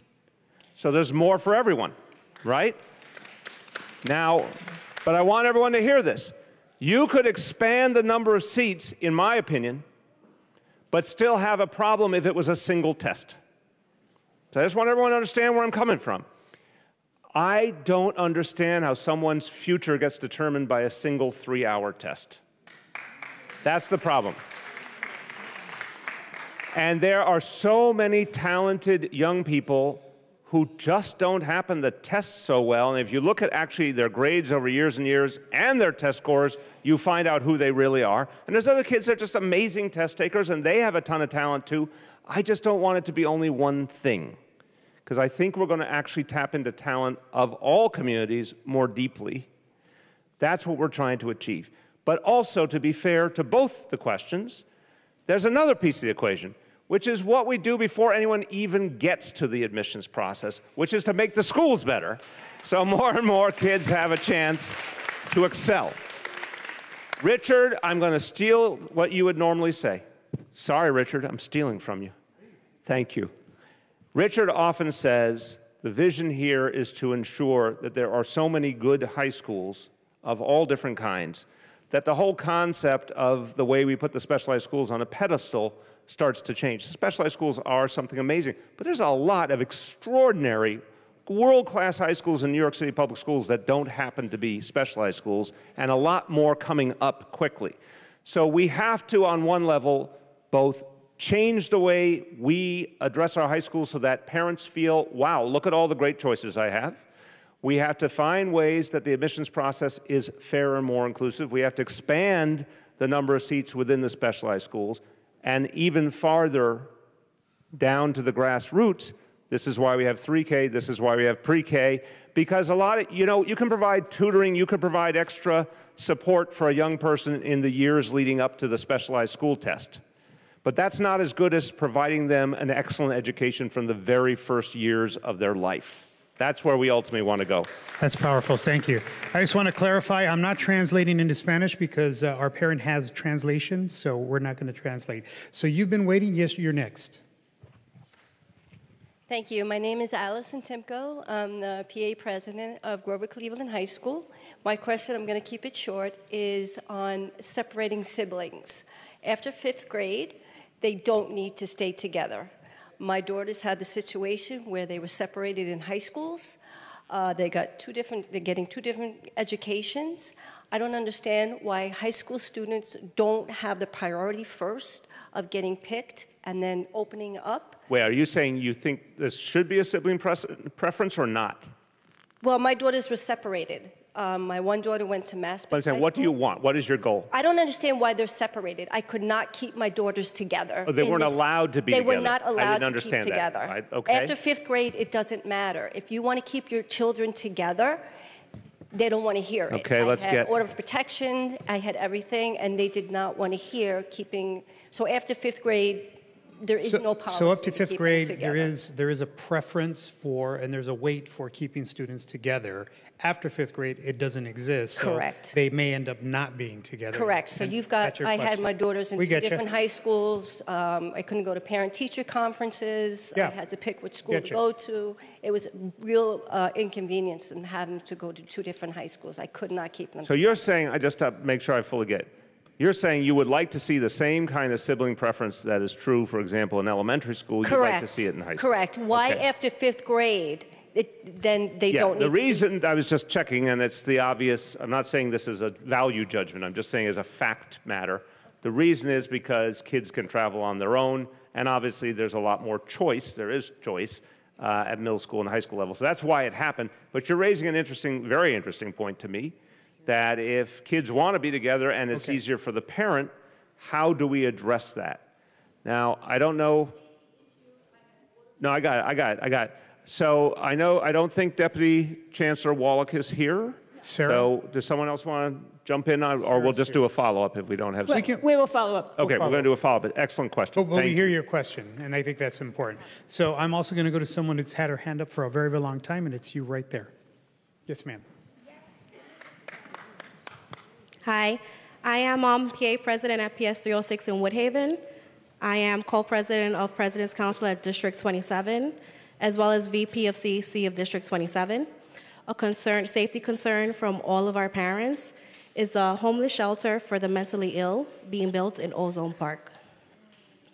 Homeless shelter for mentally ill in Ozone Park. It's blocks away from 2 elementary schools and 1 middle school. Right. We would prefer maybe women and children or veterans, but mentally ill people walking around the neighborhood of elementary schools, during the day it's a scary idea for parents.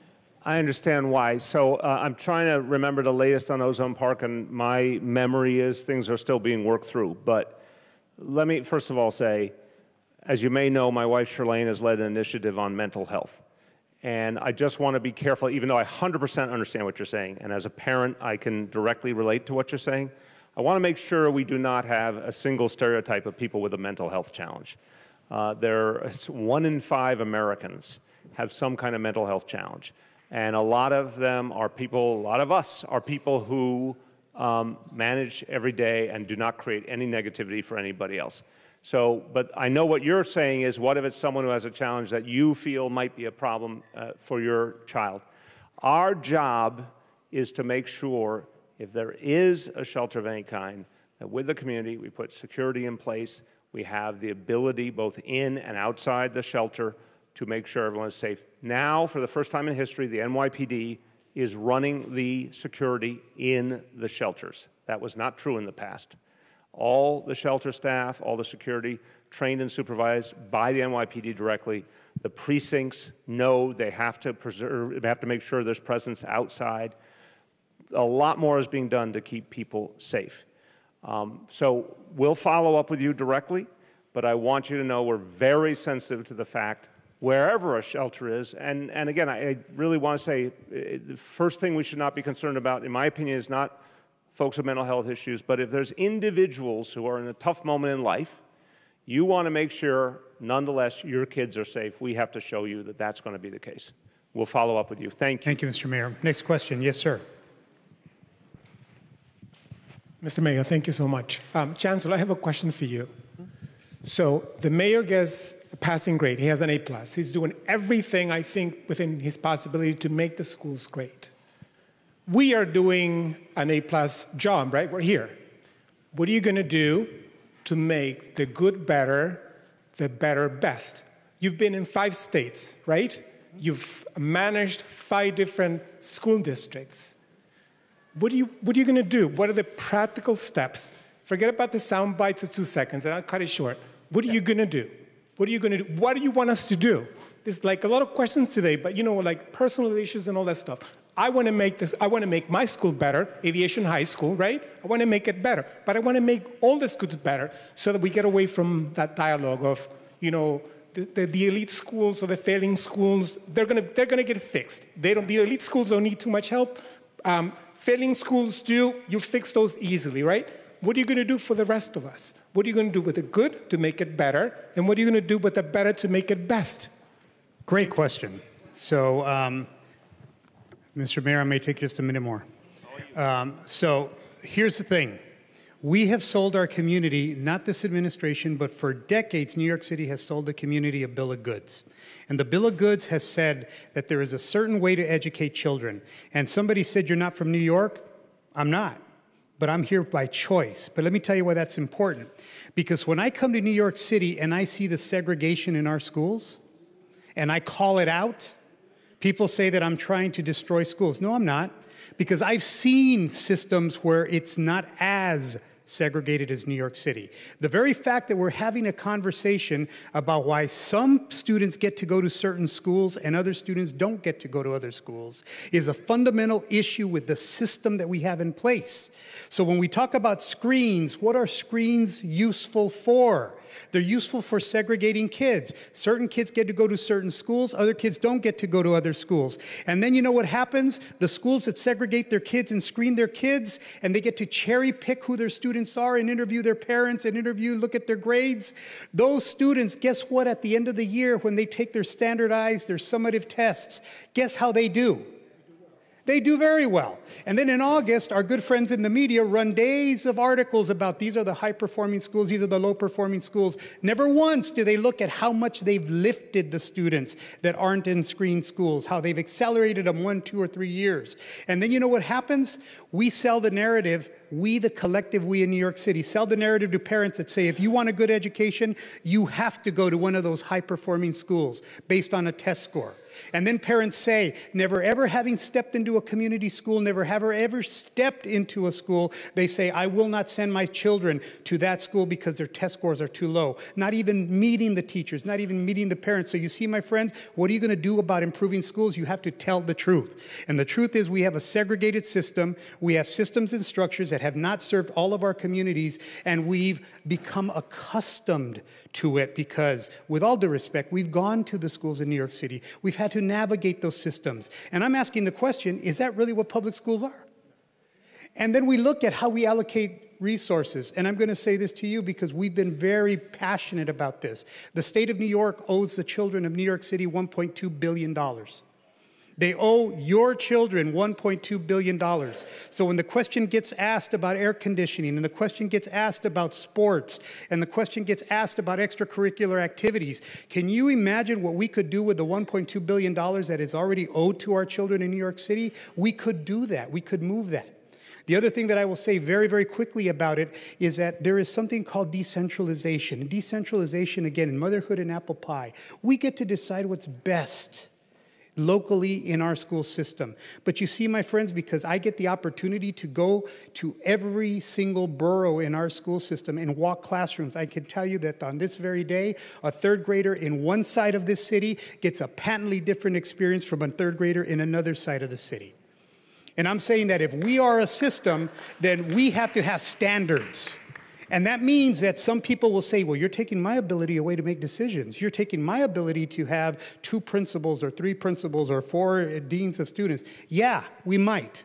Because instead, we want you to have more teachers to reduce your class size because we want you to make sure that you're teaching the curriculum. We want to make sure that you have enrichment programs. We want to make sure that you're removing screens or obstacles for students to be able to participate. That is called a unified system. And the reason the mayor and I are here is because as you give us feedback, that helps us to understand where are the pressure points, where are the painful points. So yes, I'm being very clear about what we're going to do for our students with disabilities. We're being very clear how we're going to empower our parents. We're being very clear about how we're going to allocate and how we're allocating our resources. I'm going to be very clear about talking about the systems and structures that are not serving all of our students well, but most importantly, it's going to be incredibly important, and this is, listen, I'm just going to say it. I have recently come from a situation where it was 9 different opinions about what should happen to move a school system forward, and they were diametrically opposed. And I spent my day herding the proverbial cats, and they were diametrically opposed. And to be able to make a movement was difficult. And when I came to New York City by choice and because I was interviewed and I accepted the invitation, what drew me, one of the biggest things that drew me was, number one, we have this universal pre-K that is going to be a game changer. But what drew me was that I have one boss that I have to clear it with. And that allows me to be bold about integration. That allows me to be bold about curriculum. That allows me to be bold about leadership. That allows me to be bold about advocating for the 1.1 million students that are in our portfolio schools. That allows me to speak the truth without having to worry about herding cats. The thing that we want to make sure is that we can preserve our ability to hear from our communities, and that's why we're out here listening to our communities. So what are we going to do to take good to better and better to great is to have these honest conversations and have your voice, I get choked up, your voice to be part of that conversation. Because I will tell you that up to this point, my sense is that not all voices have always been heard. We're here to tell you we want you to be. Amen. Amen. Beautiful. Hold on one sec. Beautiful. So everyone, I hope you see why I was convinced that Richard Carranza was the right person to move our school system forward. You heard that passion and that vision.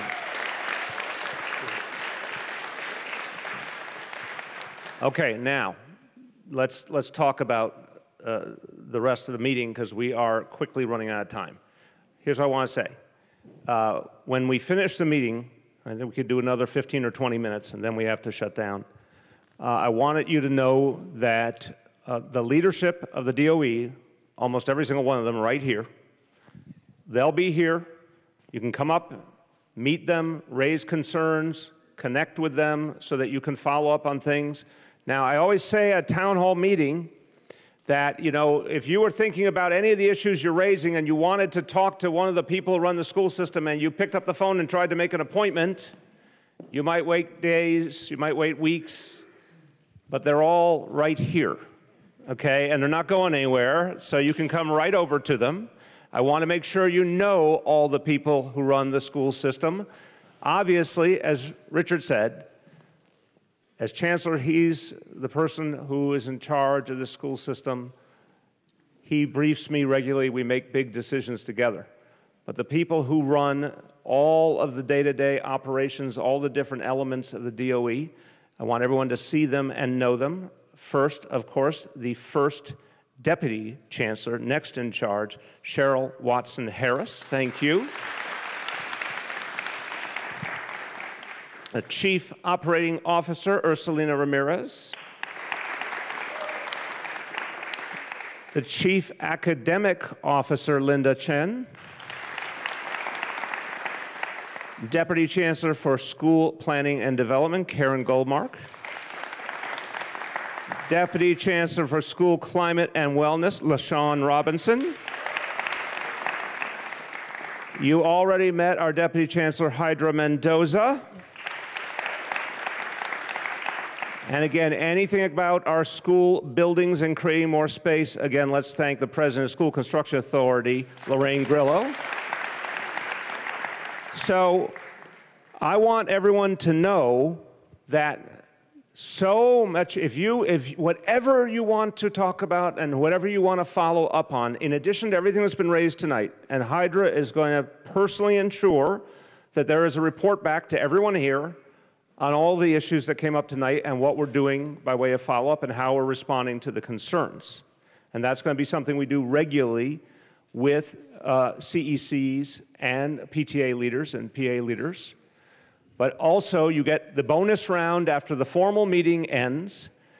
Just walk over, and they will be right here. And so many of their other good colleagues and our friends from the NYPD and the school safety who do extraordinary work protecting our kids. Let's thank them as well for all they do.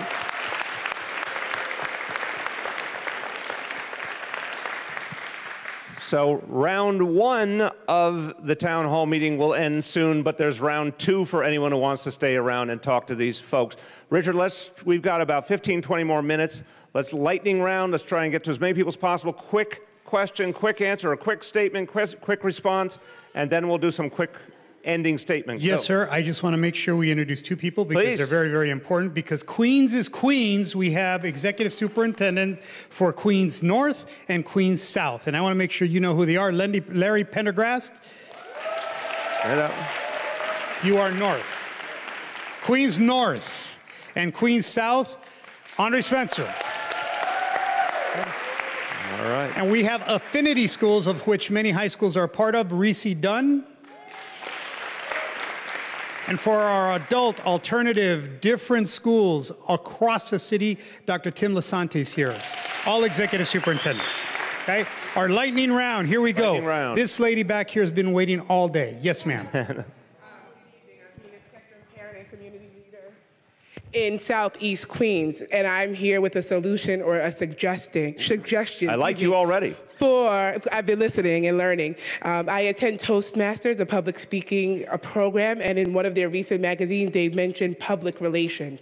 In our underserved, underperforming, struggling schools in Southeast Queens in particular, the DOE creating a department for public relations and marketing. Our parent volunteers. Okay, you're past lightning round already. Okay, no. Can we get somebody paid to get parents out to PTA meetings? We're having a difficulty. Okay, now that's cool. I go to meetings with 0 parents to 4 to 10. So I'm going to hear fast question, fast answer. Yes, yes. Hydra, yes, we can pay someone, and more than one person, to get parents to PTA meetings? The answer is yes. Yes, the answer is yes. Talk to Hydra. Yes, ma'am. Next person.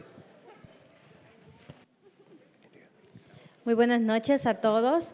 Rápidamente, por favor. Estoy muy contenta y la verdad estoy muy emocionada por estar aquí con ustedes. Siempre los veo por televisión nada más, pero esta fue mi oportunidad. Muchísimas gracias. Represento muy orgullosa a la escuela PS 28. Aquí está mi vicepresidenta acompañándonos. Mi preocupación o nuestra preocupación como padre, yo soy la presidenta, nuestra escuela es muy pequeña, es pre-K hasta segundo grado. Entonces mi preocupación es cómo podemos nosotros o cómo pueden ustedes ayudarnos para hacer crecer la escuela, para tener más programas para nuestros niños y la seguridad también de nuestros niños. Okay. Gracias. So from PS 28, and she's very excited to be here. She actually said, I'm taller than what she thought I was. Translator's privilege, translator's privilege. No. She's... You have just broken the sanctity of our relationship. So what she says is that they love their school, but it's a very small school. It's a pre-K 2. What can they do? What can we do to grow that school to more grade levels, grade spans? We're going to follow up immediately to see what we can do. Lorraine will follow up, and obviously the deputy chancellors as well, to see what we can do to help. Okay. Lightning round. Hi, thank you so much for giving me the chance. So I never think it's okay for voters to come into our kids' school when they're in there studying, when they're doing their best. So I'm asking the DOE to put their foot down with the BOE and require poll workers to be fingerprinted and background checked before they come into our kids' school to ensure that the people who shouldn't be in our kids' school are not in our kids' school. That's a great point. Okay. What we can do to follow up on that, let me say, before I say yes to fingerprinting backgrounding check, I want to know what they're doing right now first. Hold on. I want to know what they're doing to make sure that they do some kind of vetting. But I think this is a really fair question. I think we need to get the NYPD into this discussion too, because they, of course, are going to be present at the poll sites. And we need to be able to say between NYPD and obviously school safety within it, do we right now have a security protocol that truly ensures that someone outside doesn't get to move around the school? If not, we need to do something different. So I agree with the spirit of your question. Not ready to agree yet on the fingerprinting and definitely some background check, but not ready on the fingerprinting. But we will follow up. Excellent question. We will follow up, okay? Excellent question. So I'm going to keep going around, lightning round. Yes, ma'am. I just want to verify, who do I contact? I'm PTA president of Epic High School South. I need help. Who do I contact in the Board of Ed to help me? Epic High School South. Epic High School South, right there. Dr. Spencer. He's got. Yes. He'll see you right after. You got him, right? Okay, another student.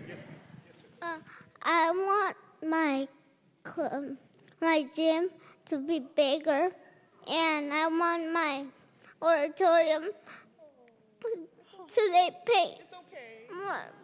You're doing good. How about a round of applause? Give me 5. Good job.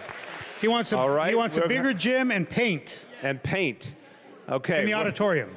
We're going to work on that right away. Thank you. What school? What school? PS 89. PS 89. PS okay. 89. Who's got it? Lorraine's going to Grillo, follow he's up. got a note for that, okay? Quick go. lightning round. Yes, ma'am. Buenas noches, yo soy la presidenta del PTA de la Escuela 143. Estoy muy contenta porque ya en 2 años más, después de 30 años, removieron los portables, los trailers de la escuela. Mi pregunta es, ¿por qué el Departamento de Educación permite que haya más de 20 niños en una clase? Cuando si tenemos una clase pequeña y a eso le agregamos clases efectivas, nuestros niños van a tener un nivel académico mejor. Speed up. Un nivel, y los va a ser competitivos. ¿Por qué?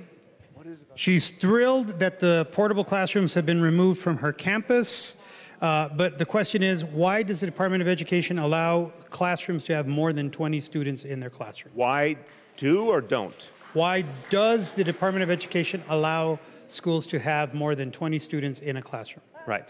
Okay, fair question, big question, but we're going to try and do the essential. Okay, either the Chancellor or one of the esteemed leadership, I think explaining the simple point, we have a goal, and then there are situations where we can't meet the goal, and never ideally we do something. Who's going to answer it as simply as possible? Ursulina. So thank you for the question. We do have goals around our class size. Sorry. And make it simple. Yes. And fast. We have class size goals. I'm trying to be as fast as possible. We have class size goals and contractual limitations on our class size. There are some schools where we really struggle. We are building capacity in Queens, which thank God for Lorraine Grillo, so that we can address class size issues. We can follow up on your particular school to see what's happening and how we help with the principal to address that. Right, and the bottom line is our goal is always to stay within that level. Correct. Okay, now lightning round update. People are doing pretty good, pretty good.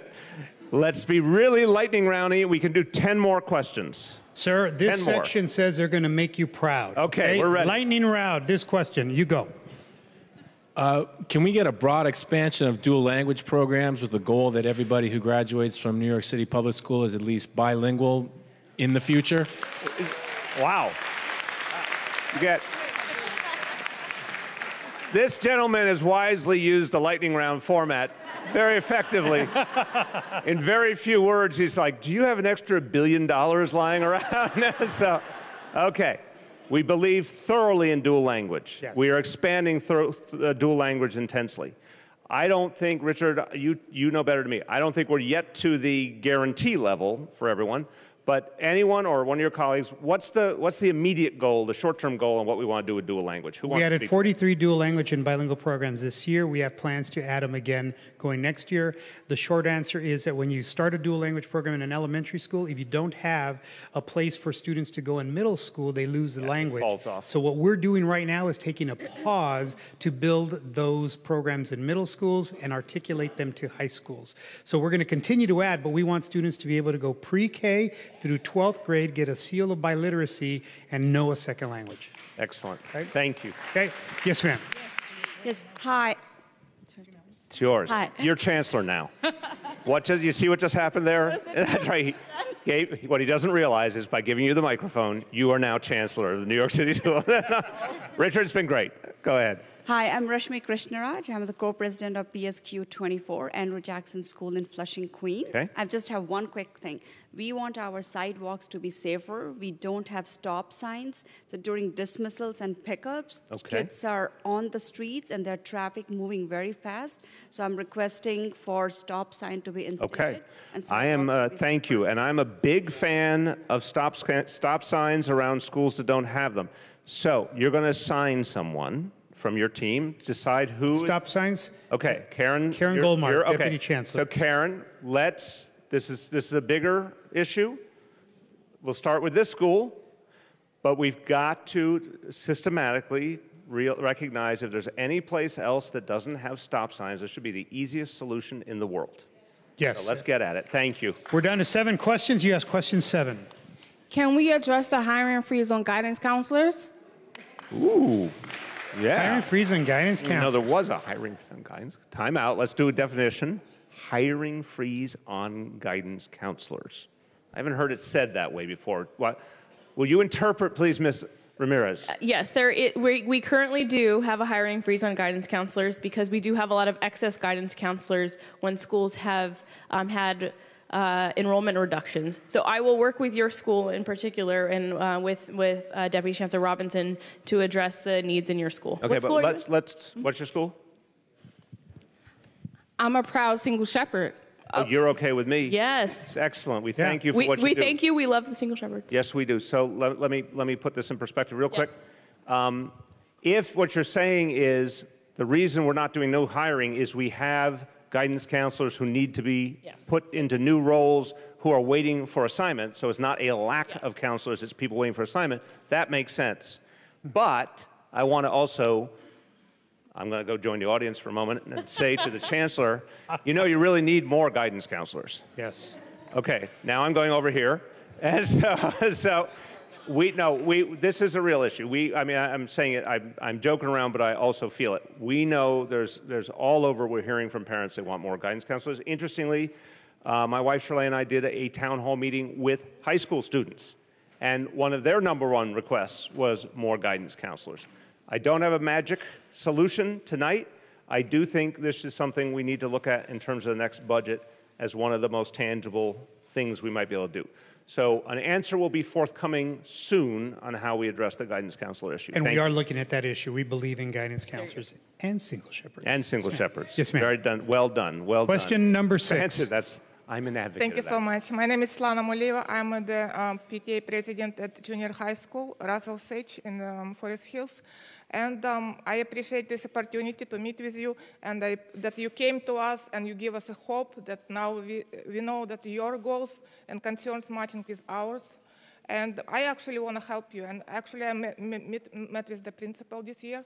And last year we funded the computer classes with the laptops. To get that closer. Yeah, and we bought the furniture because, you know, these public schools overcrowded, we don't have furniture. So what do you need? Tell us your quick point The question is about the AC also. Whenever we try to buy the computers and the furniture and also the ACs, we have to use the DOE vendors. Right. So why it's very expensive. So why we cannot use another vendors or anything? Because we're willing to spend our money so our kids can be in a nice You're saying with the environment. PTA itself? Are you saying the PTA or are you saying we're willing to buy for the school, but it's very expensive because we have to use the DOE. Okay, someone answer this. Why, if the PTA wants to buy for the school, do they have to go through a DOE vendor? Is that what you're saying? The PTA, okay. Hold on, who's gonna answer this? Come on. You can't hide back there. I'm not trying to hide. Come on, come over where? I need to look more deeply into the situation around when we use our vendors. Usually the reason why is because we get it's usually cheaper if we buy en masse, but I am hearing a resounding no. A resounding no. So we will look into that because if that's not the case, then I want to make sure that we are being fiscally responsible for schools. Yeah, it's not a back and forth, but, okay. we will get back to you about that because it's important, okay? We're going to go. Hold on. Okay. I want to ever say, anyone who looks at any organization in the world and you want to get something done, talk to the person, look at me, Ursulina, talk to the Chief Operating Officer. That's the get things done person, so talk to her, okay? She will follow up with you. Question number 5. Next year I'm going to middle school and I want to know, can there be more after schools for specific people that want different after schools? Okay, I got you. What's your name? Julio. All right, what school you at, Julio? This school here. All right, you came to the right place. So, Julio, every middle school student in New York City gets after school for free. Now, this is I want to stop on this, even though it's lightning round, I got to say this. This is something that's not being used to the fullest of its potential. And now, you know, this has been a great opportunity to hear from so many of you about what you care about, what we need to work on, but I also want to take the opportunity to ask your help to answer Julio's point. We are saying, literally, if every middle school student wanted after school in their neighborhood, not always in the same school building, to be fair, because sometimes it's a community organization or some other site, but if every middle school student in New York City wanted after school in their neighborhood, we would pay for it. Yes, because it's already the policy of this administration. And so this is why I am so confused about how we're not getting the word out. This is not a DOE initiative, it's Department of Youth and Community Development. Now, some people have gotten the word because in the last few years, the number of middle school kids getting after school for free has doubled. So it's obviously something's working. But I have had all these town hall meetings, and here I am with parent leaders, and obviously some of you have not even gotten the word, which means we're doing a lousy job of getting the word out. So where's Hydra? Where's Hydra? Okay, Hydra, you don't run this piece, but you need to help us, and we need all of the information from the Department of Youth and Community Development, and I ask every parent leader, the sign-ups will start soon for next September. It's guaranteed 6th, 7th, 8th grade. So, Julio, in answer to your question, you're guaranteed an after-school program in your neighborhood. Now, if you're saying, I might have an interest in one thing or another, you can look at the different ones in the neighborhood and apply to the one that matches your interest. Some focus on sports or STEM programs or culture, whatever it may be. But the guarantee is you will have a seat in after school when you are in middle school. Okay, so the answer is yes. Yes. And we'll get the information. All right, so I want to be very judicious here. We have 4 questions left. We're going to do 2 questions here. We're going to do 2 questions there. And then you have access to the senior leadership here. Okay, so this lady's been waiting. So you go next. You have question 4. You have question 3. And then we'll go 2 and 1. Yes, ma'am. Hi. My name is Arlethea Molina. I am at PS 106 in Far Rockaway. My question is for after school safety. We usually have crossing guards after any general. At dismissal, right? At dismissal, right. But we don't have any for after school. Kids are getting out at 5 o'clock in the evening. And I don't see any school crossing guards near my children's school, neither one of the schools, middle and PS schools. But I think we need more crossing guards at after school and more at specific schools because there's only one at my school and kids are coming from all different directions. Okay, it's 2 related pieces, but I want to pull them apart for a moment. So we have added a number of crossing guards. It turned out for a long time not enough people were applying to be crossing guards. We added a lot more by trying to improve the wages and other things that people needed to want to do it more. So now we've picked up a lot more crossing guards. But I have heard in some places people say they're not enough or they're not in the right places. We will do a follow-up with you right away, and we need to ensure PD is a part of this to look at your specific location for the regular crossing guards, the regular hours. The second question you're raising is a very interesting one. You're actually the first person I've ever heard raise this issue. Congratulations. Now, it's a beautiful question because it's the truth, but it makes us a little challenge here because the crossing guards are based on a certain schedule. I think the answer is going to be that precincts are going to have to step in more in those times, and we're going to have to figure out how to coordinate that. So, who's the most senior NYPD person here? Stand up, please. Step forward, please. How you doing, Chief Beltran? How you doing, Chief of School Safety? Chief. Come on over, Chief. Okay. Chief is in charge of school safety. Chief Beltran, we're going to need you to help address several things going forward. So this is about the follow-up.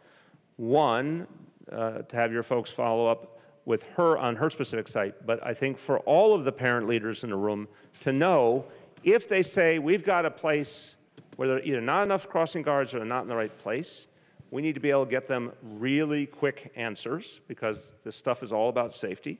Second, this is a really interesting question. If the after school gets out at 6, what can we do? And I don't think we're going to be able to take the existing crossing guards and move them over. I think precincts are going to have to step up, and it's a brief period of time, so it wouldn't take a whole lot of people power to do it. So, Chief, will you take on the role of following up on all this and helping us solve this problem? I have it, and I was a commanding officer of the 115 right across Roosevelt Avenue. And likewise, I've never heard that issue about after-school programs, school crossing guards. So I will follow up on both. Okay, Chief's got it. Thank you. Thank you. I'd just like to ask, CC24, I'm a representative, I'm a member. I'd like to ask, we passed a resolution in October asking that the mayor and yourself, the chancellor, would guarantee that any existing public schools will remain public schools going forward. What does that mean?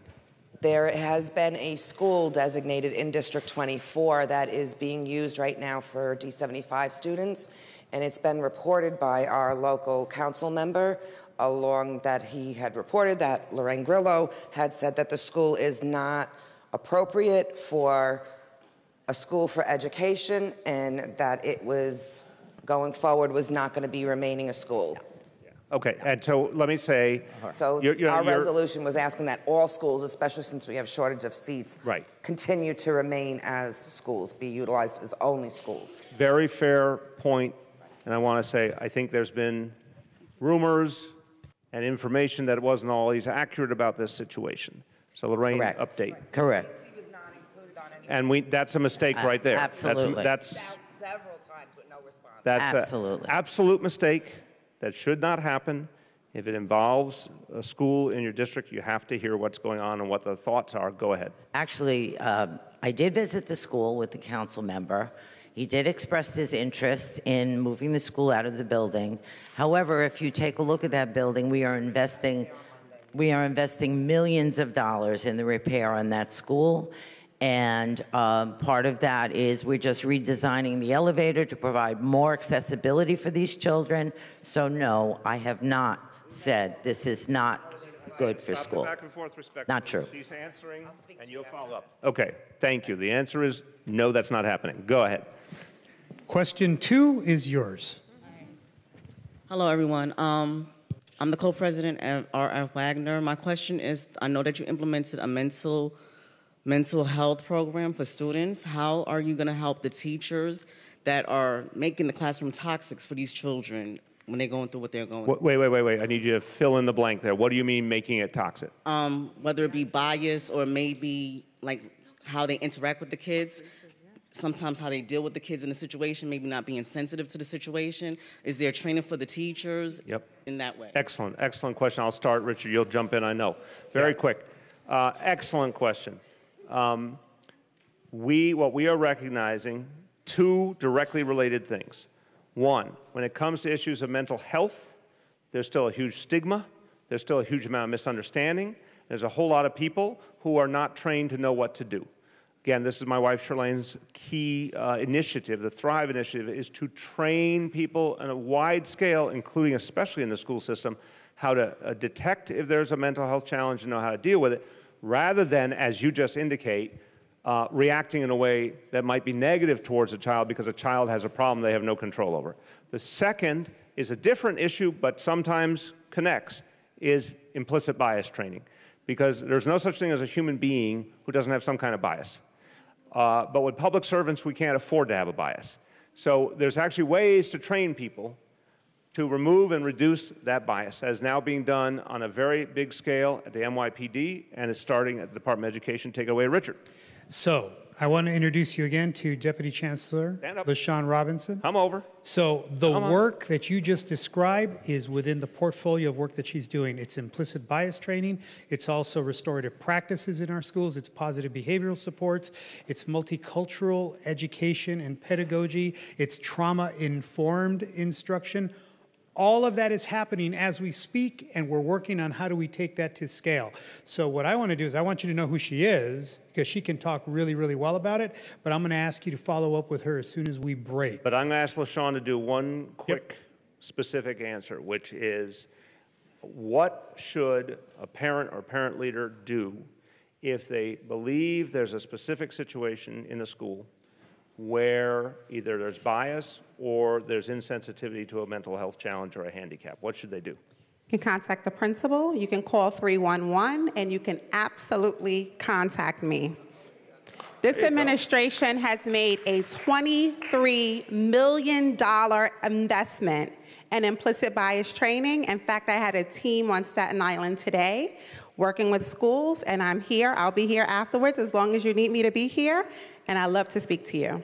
Thank you. Excellent. Thank you. Thank you, LaShawn. What did I say?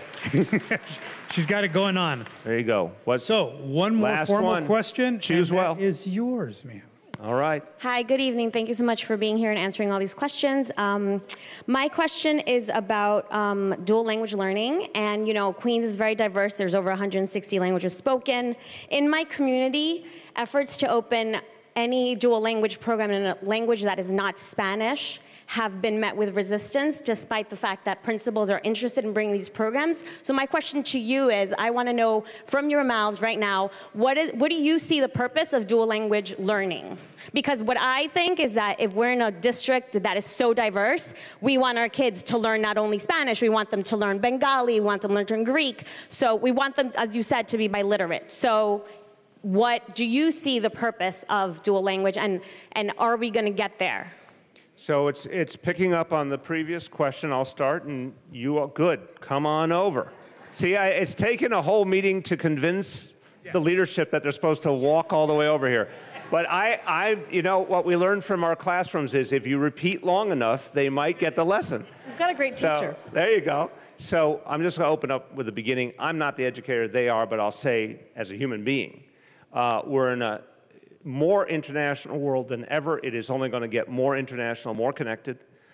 Language skill is an extraordinary gift for a young person to have, whether it's their historic family language or whether it's a new language entirely.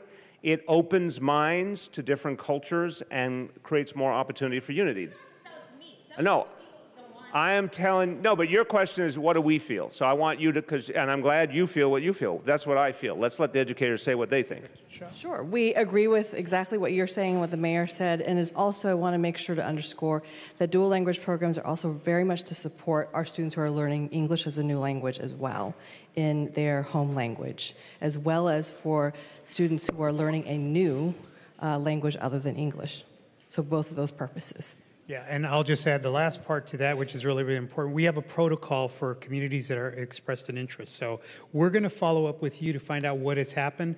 But the protocol is this simple, but it's not simplistic. We survey the community. So the principal says, we want a dual language program. We survey the community. What language do you want? We have over 140 different kinds of dual language programs. So what language is the target language, number one? Then we do an analysis. Do we have enough students? Because dual language, again, I'm not trying to be silly, means two languages. One's English, one's a target language. So do we have enough speakers of that target language to comprise our classes in our dual language programs? And then the third thing that's really, really, really critical, do we have teachers that are fluent in that target language to be able to teach the language? And then we do the fourth thing, a projection to make sure that if we start in first grade, do we have enough kids in second grade, and do we have enough students to make it a viable program? It sounds really simple, but all of those take a little bit of work, a lot of bit of work. And then we want to make sure that we don't start a program and get the community excited, and then we just don't have any one of those four components. But I want to find out what's happening specifically in your community. Okay, excellent. Let me offer, I'm sorry, we got to the last question in the set, but let me say how we all follow up together. I'm looking around for Hydra, and she keeps disappearing. Okay, come on over, come over.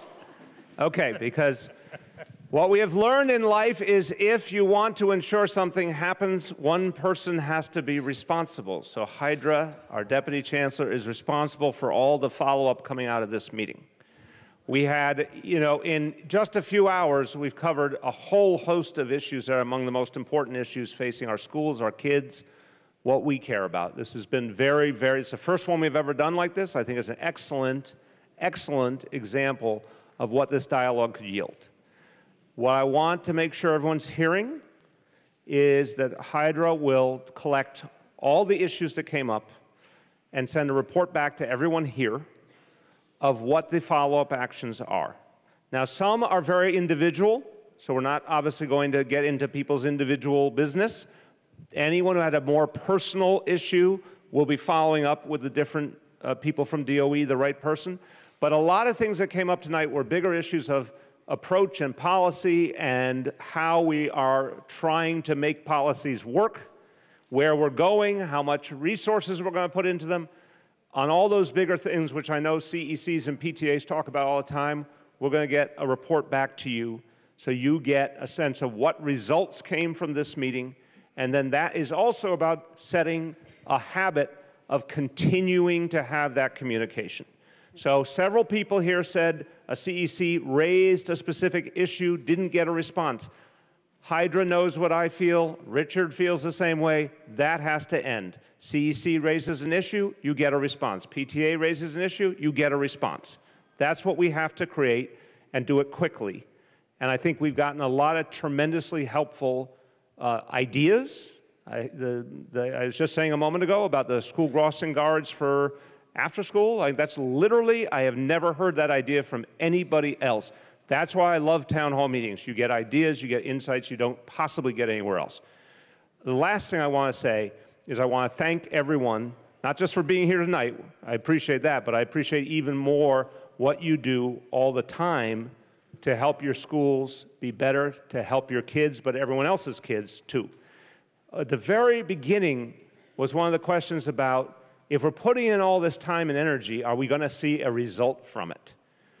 I ask myself that question sometimes, for my job too. I know Richard does too. We're all putting in, we care, and we're putting our heart and soul in. Are we going to get something done? I want you to feel, as this process continues, that it is a resounding yes, that you can feel the impact of your involvement. That is what we must do. That's up to us to help that to happen. And I want to say thank you. I know it's a lot of work. Again, I was a school board member. It's a lot of work. I guess from time to time you've got some people who have a complaint and they bring it to you, or unhappy and you have to listen to it, and that's not always easy. But the fact that parents know they can turn to you and someone is listening and someone's trying matters a lot. And the fact that a lot of times you can get them progress, get them information, take their idea forward, make sure it's acted on, that is rewarding, that is powerful. We want to make sure you have that experience a lot more often. I want to thank you on behalf of 8.6 million New Yorkers for everything you do for our kids and everything you do for your fellow parents. It means a lot to all of us. Thank you for what you do. So, ladies and gentlemen, hold on. Chancellor gets the last word. Back up, everybody. As we get ready to close, remember we have our colleagues here that are ready to engage with you. Mr. Mayor, I'm going to take one step into the parent community and say on behalf of all of us in the mighty, mighty Queensboro, thank you for being here and listening to us. Thank you. Thank you, Mike.